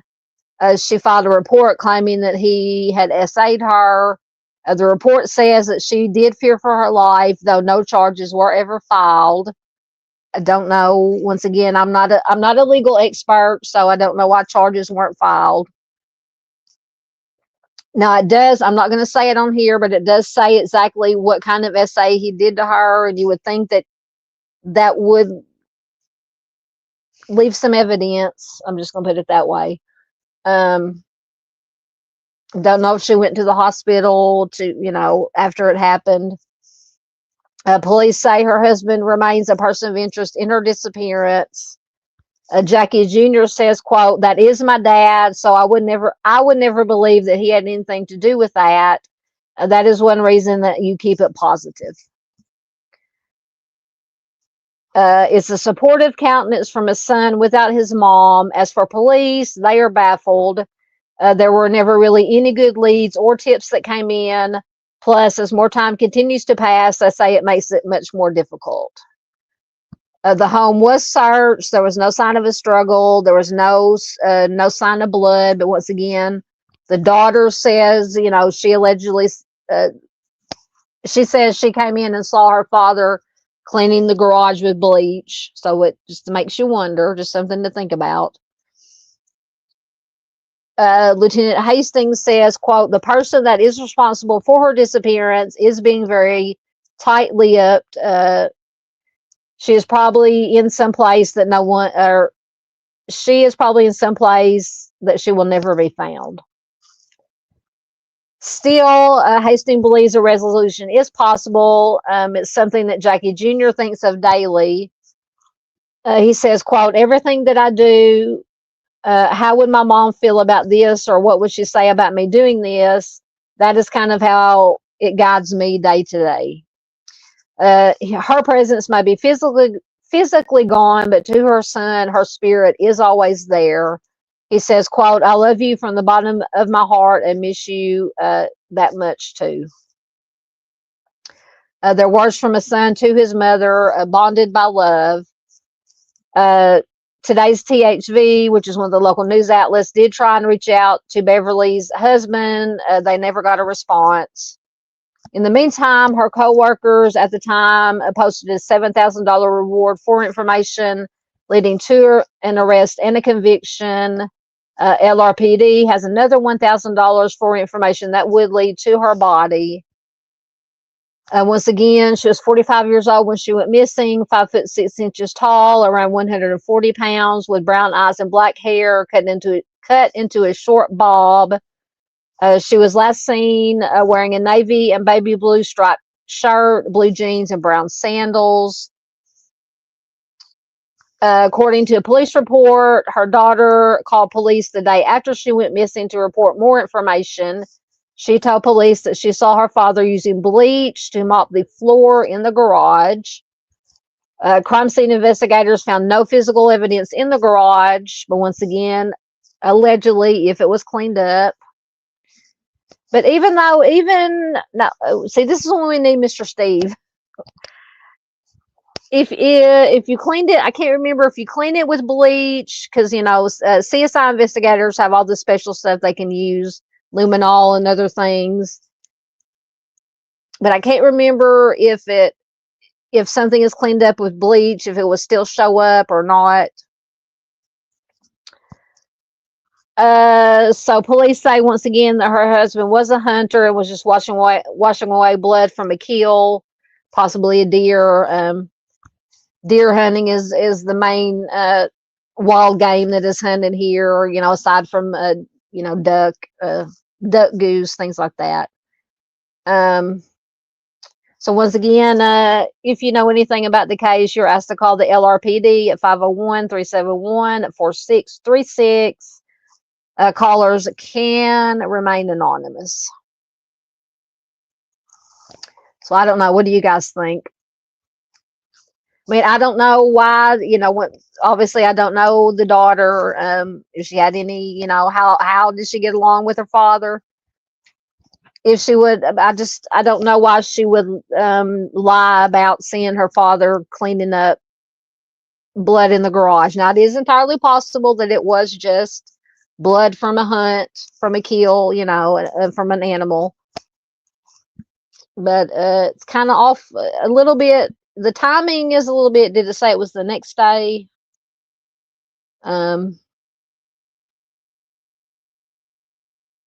So apparently it was within the next day or a couple of days after. Maybe the next day is when the daughter said she saw the father, Beverly's husband, cleaning with bleach in the garage.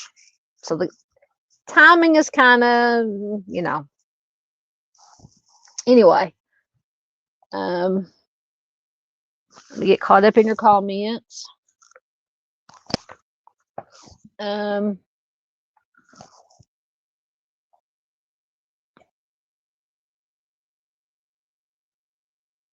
Okay. Yep, definitely consider suspicious. Yep, Mustang's got the red flags. Did it give the age of the daughter? I don't believe so. Let me check just to make sure.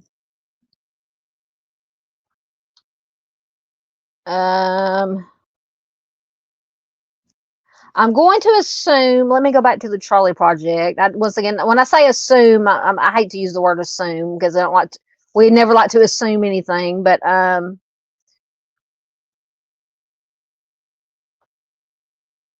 if I remember correctly, I'm going back just to make sure I have my facts straight. So she dropped the daughter off at a party at 10:30 p.m. So that would lead me to believe that the daughter was probably at least 18 at that time back in 1999. Because I mean, if she's dropping, you would hope, I mean, that if you're dropping your daughter off at 10:30 p.m. at a party, that she's an adult, that she's at least 18 years old. Now, once again, that's my assumption, my opinion. So I'm going to assume that she was older. She wasn't, like 10, 11, 12, 13. So I'm going to assume that she was, adult, young adult at the very least. But it does not give an exact age of the daughter. It says that the son, well, in 2009, Jackie Jr., the son, was 28. And I don't know if he was older or younger than the sister, than the daughter, than his sister.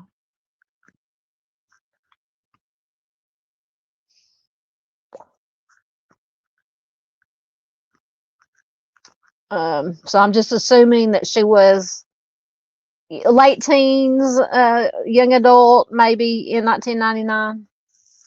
That's just my assumption, though.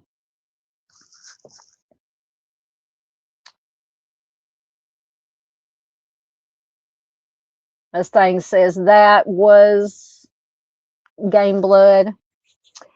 I don't know. I'm torn on that. It could be, but I mean, my family, we do have hunters in our family that hunt deer or whatever. They don't, now everybody's different about how they clean their game, dress it out, take a deer. I'm just assuming it was a deer because that's the biggest wild game that's hunted here in Arkansas is deer. Usually you don't clean it, dress it out, gut it, clean it in the garage. Usually, and I don't mean to be graphic, I should have said trigger warning. Usually it's dressed out, what they call dressed out, usually wherever it's taken down at in the field, woods field. And then they take it, let me just say, it's usually not done in a garage as far as everybody I know that is a hunter. But now it could be that he did do everything in the garage. It's possible, absolutely.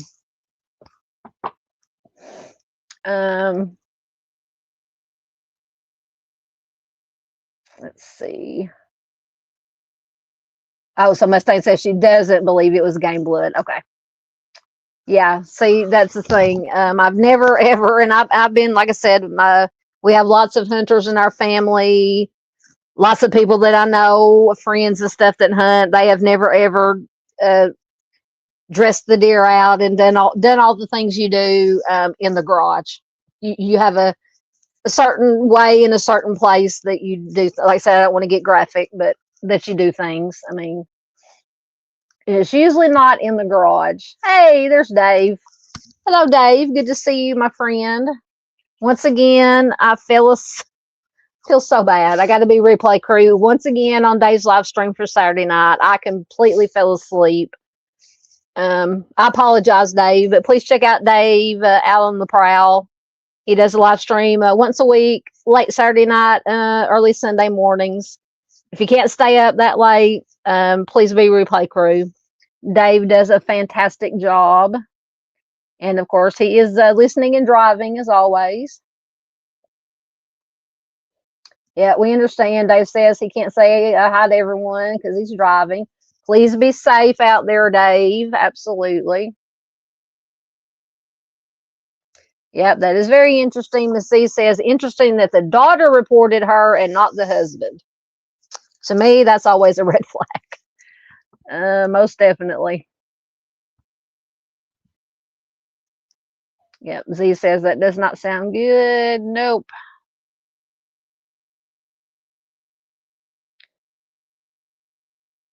Yeah, we need the, let me find the Mr. Steve signal. Where's it at? Where's the Mr. Steve signal? There it is. There's the Mr. Steve signal. Maybe we can summon Mr. Steve. Because I can't remember if bleach or if anything can totally, as far as the stuff that CSI professionals use to look for traces of blood or whatever, if bleach can totally destroy it. Because you look like you would think that if it didn't totally destroy it, they could, if they brought, they said they searched, didn't find any sign of any foul play or blood or a speck of blood, I think they said in this article. But if they did find blood, they could definitely test it to see if it was human or animal blood. I know they could do that, but it didn't say anywhere that was done. Because I think it said they did not find, let me go once again, go back. The home was searched. There was no sign of a struggle, no speck of blood. So, I don't know. So was it just, I wondered, once again, I'm not downing law enforcement. We back the blue around here, but we do call out the ones that don't do their jobs. I mean, how well did they actually search the house? I mean, did they bring in CSI to check for blood, or did they just do a visual search and didn't see, like they said, any visible signs of blood? Doesn't say. Let's see. I think that is all I had on. Sorry, once again, turn off the camera while I'm leaning into it. I'll get caught up.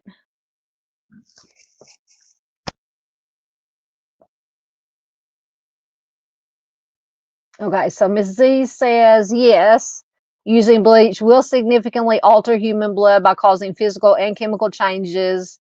It is a strong oxidizing agent that destroys blood cells. Well, dang it. So if it was,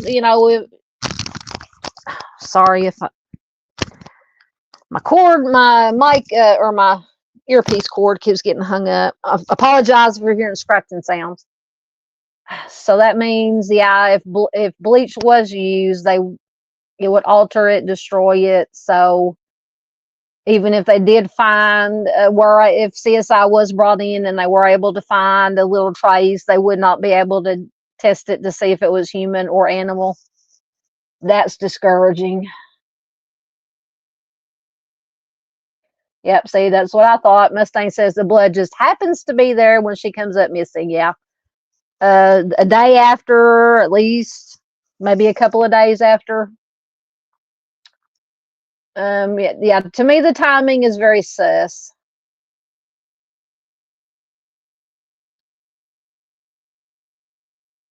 Yeah, Ms. Z says, I think she suspects, but that is her only parent left also.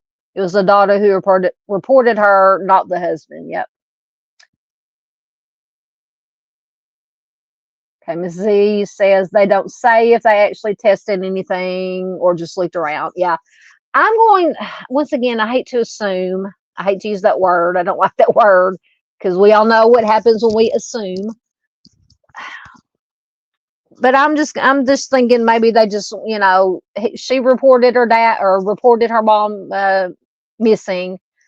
They came out, just took a cursory look around the house. They just said they searched the house, didn't find any signs of foul play or a speck of blood. So I'm just wondering, I'm going to assume that they didn't bring any any CSI in to use their special, stuff that they have to do any deeper searches for blood or bodily fluids or anything like that. As for me, Paula asking any suspects. For me, the husband would definitely be top of my list of person of interest suspect, but that's just my opinion. Didn't say, Ms. Z says, what kind of party or sleepover party. It didn't say, just said that she dropped the daughter off at around 10:30 p.m. at a party.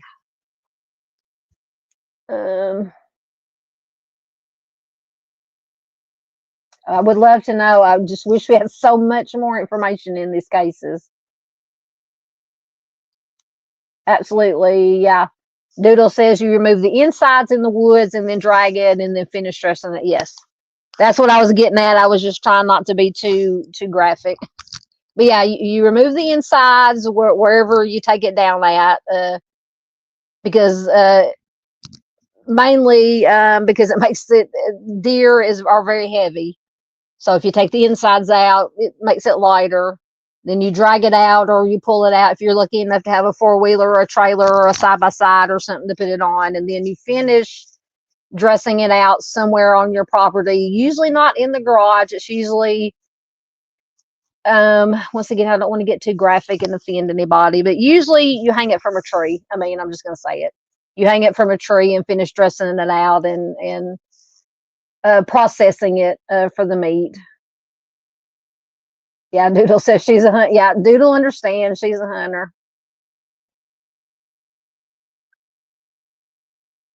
Yep, absolutely. It says you leave that for the other wildlife to eat and it's easier to drag weight-wise. Absolutely. Yep, absolutely. Mustang says deer jerky is awesome. I love deer chili. Deer chili and deer burger, deer sausage. Ms. Z says the presence of bleach itself can sometimes interfere with luminol tests or create false positives, and it significantly hinders the ability to obtain viable DNA evidence. Man. So even if they were to find anything, then it would not most likely be, wouldn't be anything of use. Z says that is what she's wondering too, about just a visual check or actually testing things. Yep. To me, it doesn't sound like they tested anything. Now, I'm just assuming. Of course, I was only able to find that one article that said they just searched the house, didn't find any signs of foul play or blood. So I just assumed. Now, it could be that they just never released it publicly. If they did bring in any kind of CSI to do tests.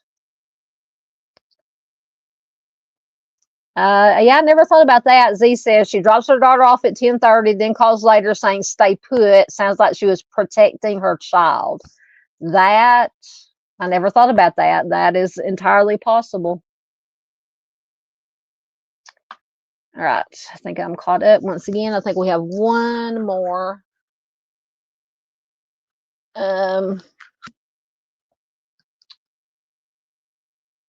So this is Terkessa Wallace. Get one more drink. So Terkessa has been missing since January 10th, 2014 from North Little Rock, Arkansas. Once again, Little Rock, North Little Rock, just right across the river from each other. She was 34 years old when she went missing. She'll be 46 years old as of 2025. When she went missing, she was 5'6", 195 pounds, with black hair and brown eyes. She has a tattoo of writing on her upper arm. Her ears are pierced. And apparently a vehicle disappeared with her. Terkessa was last seen in North Little Rock on January 10th, 2014. After that, she has never been seen or heard from again. So this is another case that, two cases that could be connected. They at least, at the very least, knew each other. And I forgot to put my, hold on. Got to put my creeper, because there's definitely going to be a little bit of a trigger warning for parts of this story. So these are two cases. At the very least, there's two ladies that went missing that at the very least knew each other to some degree, were friends. So Terkessa disappeared on January 10th, 2014. So another lady named Shakina Burnett also disappeared from North Little Rock on the same day. So on January 10th of 2014. So they both disappeared on the same day. In December of 2015, one of Shakina's legs was found floating in the Arkansas River. Her death was ruled a homicide. The rest of her body has never been found, just the one leg. The two women, so they had been, the two women had known each other since their youth. They were friends. Both of them did have a history of substance abuse. They had been calling and texting each other until right before both of them disappeared. Now, they disappeared on the same day. I don't know if it was minutes apart, hours apart, just that they both disappeared on the same day. However, authorities are not sure whether the two cases are connected.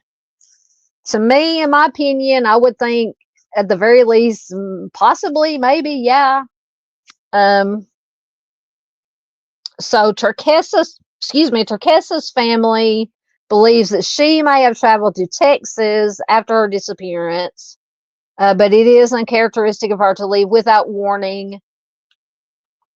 At the time, she drove a white 2009 Toyota Corolla with Arkansas license plate 290 RHM. It has never been located, so she and the car have never been located. She did leave behind a young son who is now being raised by a relative. Foul play is suspected in her case, which remains unsolved.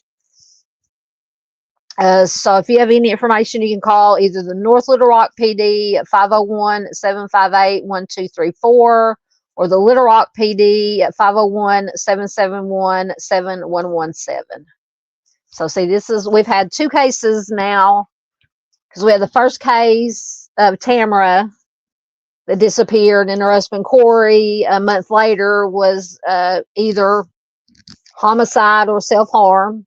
He ended up deceased. And now you have this very bizarre. You have Terkessa, who disappeared, and Shakina Burnett disappeared on the same day. And then, so it was January. So almost a year later is when they found Shakina. They found one of her legs in the Arkansas River. But they aren't sure, authorities aren't sure whether the cases are connected. In my opinion, possibly, very high possibility, but I'm not a professional, so that's just my opinion. Let me see what I have. I think I had a couple of articles. Once again, if they'll load. There we go. It loaded. Maybe. Okay, so this first one is from thv11.com, which is one of our local news outlets here in Central Arkansas. This article is from, what is it from? I don't know when this is from. It'll pop up. So the disappearances of Shakina Burnett and Terkessa Wallace. A 36-year-old Shakina Burnett and 34-year-old Terkessa Wallace shared their childhood as close friends, growing up together and sharing their lives. And later, they would share the same fate. Their friends and family still do not have the answers they need. Shakina's sister, Shanisa, and father Buford speak of a well-rounded, talented sketch artist who adored her children, family, and faith. Now, this is talking about Shakina. Her father says, quote, she feared God, she believed in God. But in early January of 2014, something happened that police cannot explain. On January 15th, the North Little Rock PD received a call from Shakina's mother telling police that she had not seen her daughter since January 9th. The next day, another call. This time, it was Terkessa Wallace missing since January 10th after dropping her 5-year-old son with family and never coming back. Terkessa's cousin, Tracy Holmes, tells of a loyal, independent mother with a big personality. She said, quote, she had this loud, obnoxious laugh that was infectious. Police did not connect the cases initially, but then after subpoenaing the phone records, there was evidence of the two women communicating just before they disappeared. Detective Gary Jones said he believes that they were together. He says, quote, they were pinging off the same tower.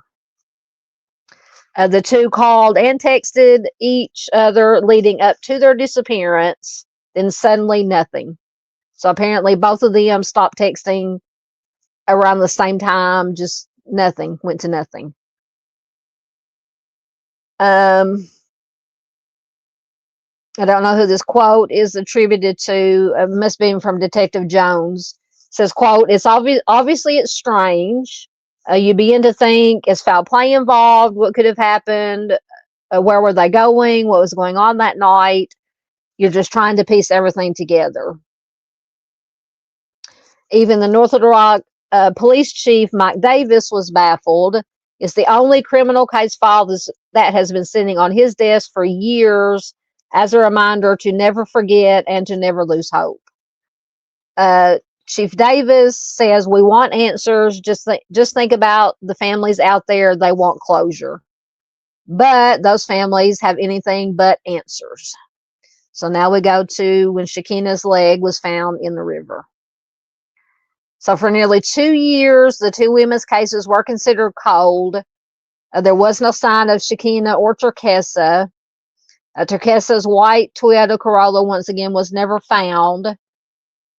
Terkessa's cousin Tracy says, it took me years to stop chasing every white Toyota Corolla that I saw. But then in December of 2015, a fisherman on the Arkansas River netted a human leg. Police said a DNA match showed that it did belong to Shakina Burnett. Shakina's father says, quote, to lose a child in this way is so heavy and you feel so helpless, especially as a father. They took a mother, they took a daughter. She is a grandmother now. So Shanisa now wears a necklace that holds Shakina's ashes. There wasn't enough of Shakina's body to hold a burial, so the family chose to cremate her instead. Terkessa's loved ones, however, still have the hope that she did not have the same fate. Holmes says, give me something so I can know if I can hold on to a little bit of hope or if I need to be planning a service myself. For now, only questions and grief remain. Holmes says, for a while, I felt like I was cemented to the ground in that particular day, in that moment. 2 mothers, 2 friends, both victims of an unsolved crime. Almost 6 years have passed, and police feel that the piece that is missing could be somewhere in the community, hidden by someone afraid to come forward. Absolutely. This is one of those, just like any case, if somebody, it just takes one person to come forward with one little bit of information, or more than one person with different little bits of information to help put the puzzle together and hopefully find out what happened. So that one person could be the closure desperately needed. For police, it's an arrest. For Shakina and Terkessa's loved ones, it's a chance to let go. It's been almost 6 years, and it's like I've been holding my breath the entire time, says Holmes, who is now raising Terkessa's son. She says, let me just breathe again. So at the time of this article, there was a $20,000 reward in relation to the 2 cases. Once again, you can contact the North Little Rock Cold Case Division at 501-812-2591. In the article, let's see if it said, I don't know exactly when it was. let me see if I had another. So I had one short article.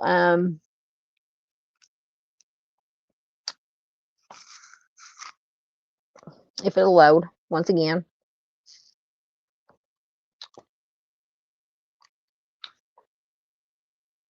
Where they're honoring her birthday. Let me get into your comments while I'm waiting to see if it'll load.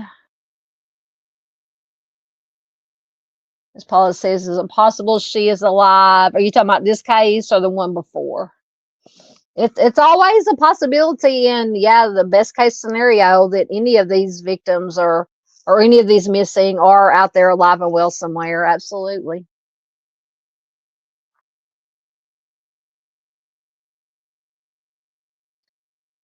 Yeah, Ms. Z says you would think, but look what is happening in Houston with bodies in the bayou, and they keep saying they aren't related. I know. To me, in this case, Shakina and Terkessa, I absolutely, in just my opinion, believe that they're related. I mean, it's two. They disappeared the same day, apparently around the same time, because they said they had been texting each other like all day or whatever, and they were pinging off the same tower, so they were definitely together. And then all of a sudden, both of them just stopped. No more texts, no more calls, nothing. So that would lead me, in my opinion, to believe that something happened to both of them right then and there. And the only thing, unfortunately, that's been found is just one piece of Shakina.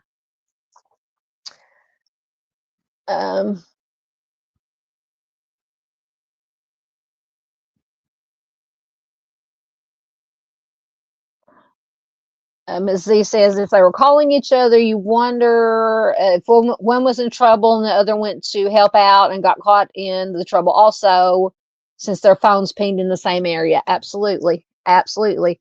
Because, once again, I don't say this in judgment. I just say this to point out. It said that, I believe it was Terkessa. One of them was known to use substances. Once again, I don't say that in judgment, just to point out it could have something to do with that. Not saying that it did, but it's possible. We all know how, bad things happen around, substances.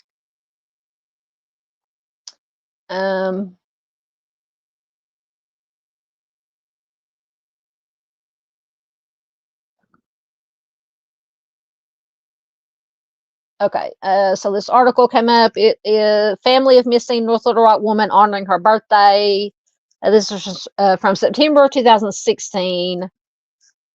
Nearly 3 years after two Central Arkansas women were reported missing, North Little Rock police are left with very little information on what happened to them. Thursday, one of the missing women, Terkessa Wallace, will be celebrating her birthday. Her daughter, Joshiara Hall, said that she's stronger this year. She said, quote, last year I cried, but my mom is a happy person, and I just got up and looked at it as another day. Joshiara's father, Clifton, said Wallace enjoyed her special day. Terkessa did enjoy her birthday. He said, quote, she always liked to take her kids out on her birthday. Wallace and her friend Shakina Burnett were reported missing in LRPD in January of 2014. Once again, we went over, despite that news, Joshiara is not giving up hope about her mom. She says, quote, we haven't found anything like her body or her car. I would expect that she is still out there somewhere. Best case scenario, absolutely, she is out there somewhere. Joshiara, Clifton, and a family friend decked out in purple for Terkessa's birthday. Her family said purple is her favorite color. So if you guys want to put purple hearts in the chat, absolutely, or in the comments for Miss Terkessa. Clifton said that Terkessa's disappearance has not been easy for him. He says, quote, I still feel her spirit like she's still alive. I see things, I hear things, I even smell her. And then at the time this article was written, her daughter was pregnant. Her due date was January 10th, the same day that her mother was reported missing. Joshiara says it's kind of hard because I want my mama to be there for her first grandchild. Wallace's family plans to have a balloon release by the Arkansas River to help celebrate her birthday. So it's just so heartbreaking with these. So, Terkessa has at least one grandchild that she, hopefully one of these days, like I said, best case scenario, Terkessa is out there alive and well somewhere, and just for whatever reason she doesn't want to or can't at this, hasn't been able to make it home to her family to meet her grandchild. It's just so heartbreaking. I think that's the last article I had. Get caught up on your comments, and we will get out of here.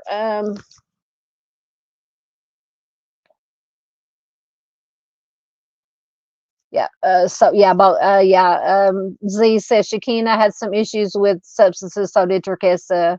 So did Terkessa go to get her?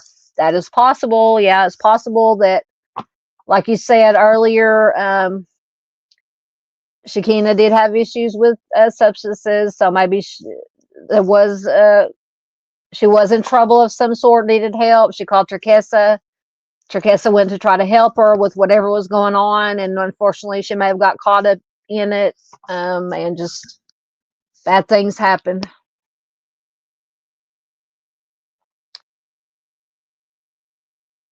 Thank you very much for the purple hearts. We love hearts around here, and absolutely put in green hearts for Miss Barb and Timmy. Absolutely.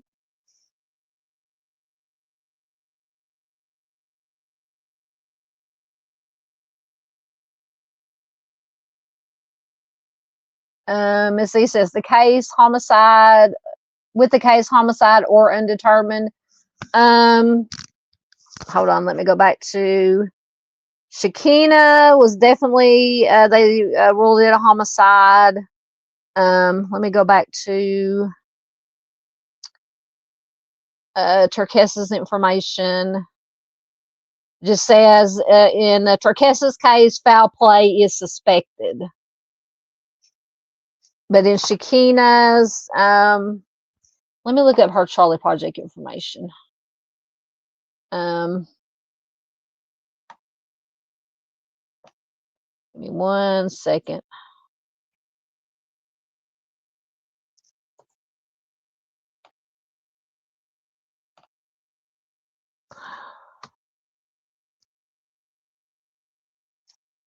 Let me find Shakina's.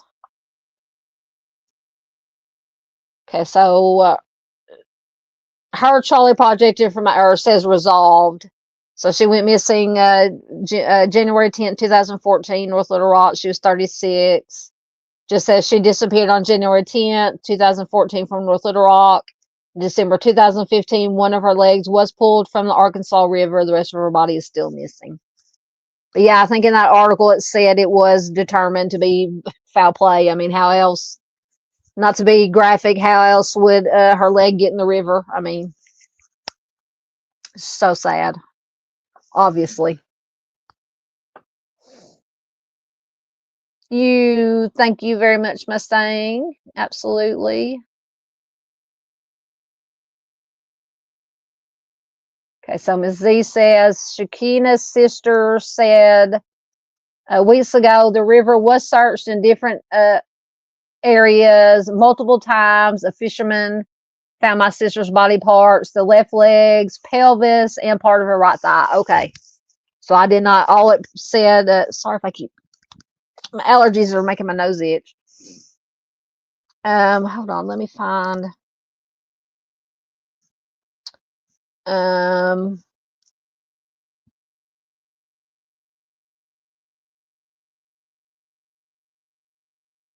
Maybe it was just Charlie Project just listed the one. Charlie Project kind of,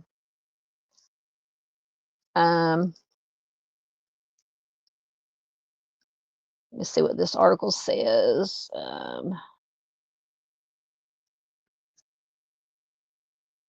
Once again, if it will come up.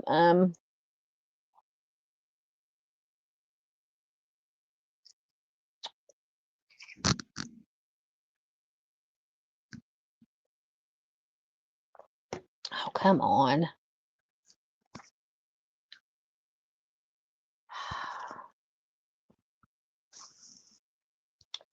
So according to her sister, they found the left leg, pelvis, part of her right thigh. See, I wonder, once again, I don't want to get too graphic, if they could tell if she had been dismembered. I mean, I know you can tell.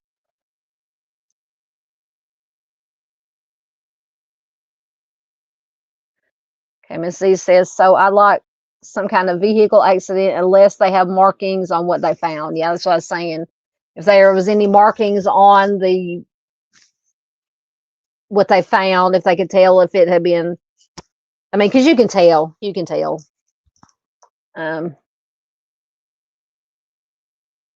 Once again, the article won't come up. Let me close it out.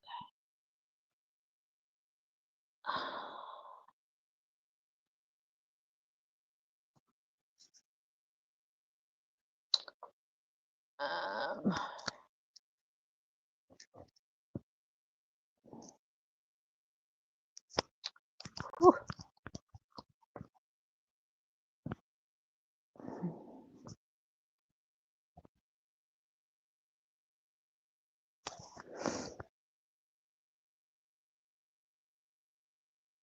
Well, it's not coming up, so all right, I think that was the last one. Yep.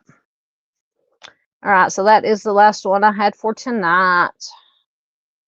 So anybody have any last thoughts, questions, comments on any of the cases or anything? Once again, I won't read the article again, but we do have Hector Barrientos missing. You can see his information there. I will put it. I have shared it on Facebook. I will post this particular. This is from the Arkansas State Police, I believe. I will post it on Facebook and on my community tab. Once again, this is probably the most urgent case right now, missing persons case in Arkansas that I've heard about, at least, that has been reported. And he's been missing since Sunday, last Sunday, I think. Did it say? I know it says. I'm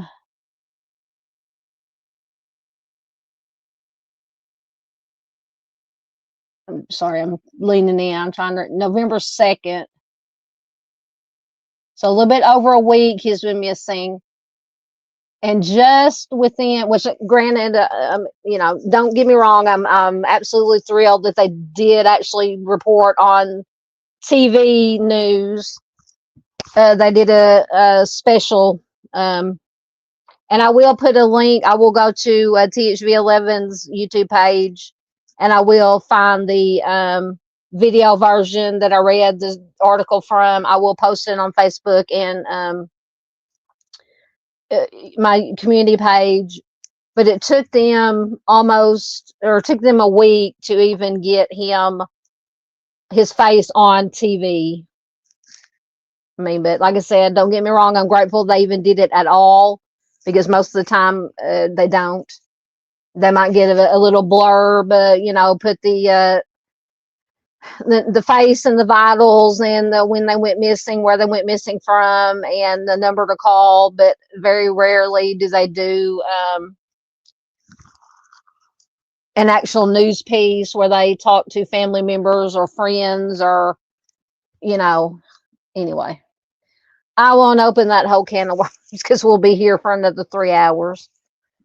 But anyway, let me get caught up in y'all's comments, and I will Let's see. Absolutely. Missy says thanks for the information. Let's hope someone can find a tip or two that can help. Absolutely. Thank you very much. Thank you to everybody that was here. Absolutely suspicious, Miss Paula. Thank you for being here. All right, guys, I'm gonna quit blabbing. We've been here 3 hours. So Friday, because I'm going to a wedding Saturday in Mississippi, just over the Arkansas border into Mississippi, for my oldest nephew's wedding. So Friday we may do a fun live stream, just hang out, chat. And I did, oh here, I do have it. I did find this, we were cleaning out some totes the other day and I found this book. I've had it forever, probably back in the 90s. It's called What's That From? The Ultimate Quiz Book of Contemporary Movie Lines. I don't know if you guys can see it. We can do some movie line trivia. We can do whatever. Just have fun, hang out, chill, do a fun live stream if that sounds good to y'all. I don't know what time we'll be leaving Saturday, so I don't know what time I'll have to get up. My brother will be driving. Baby brother will be driving, so I don't know what time we're leaving.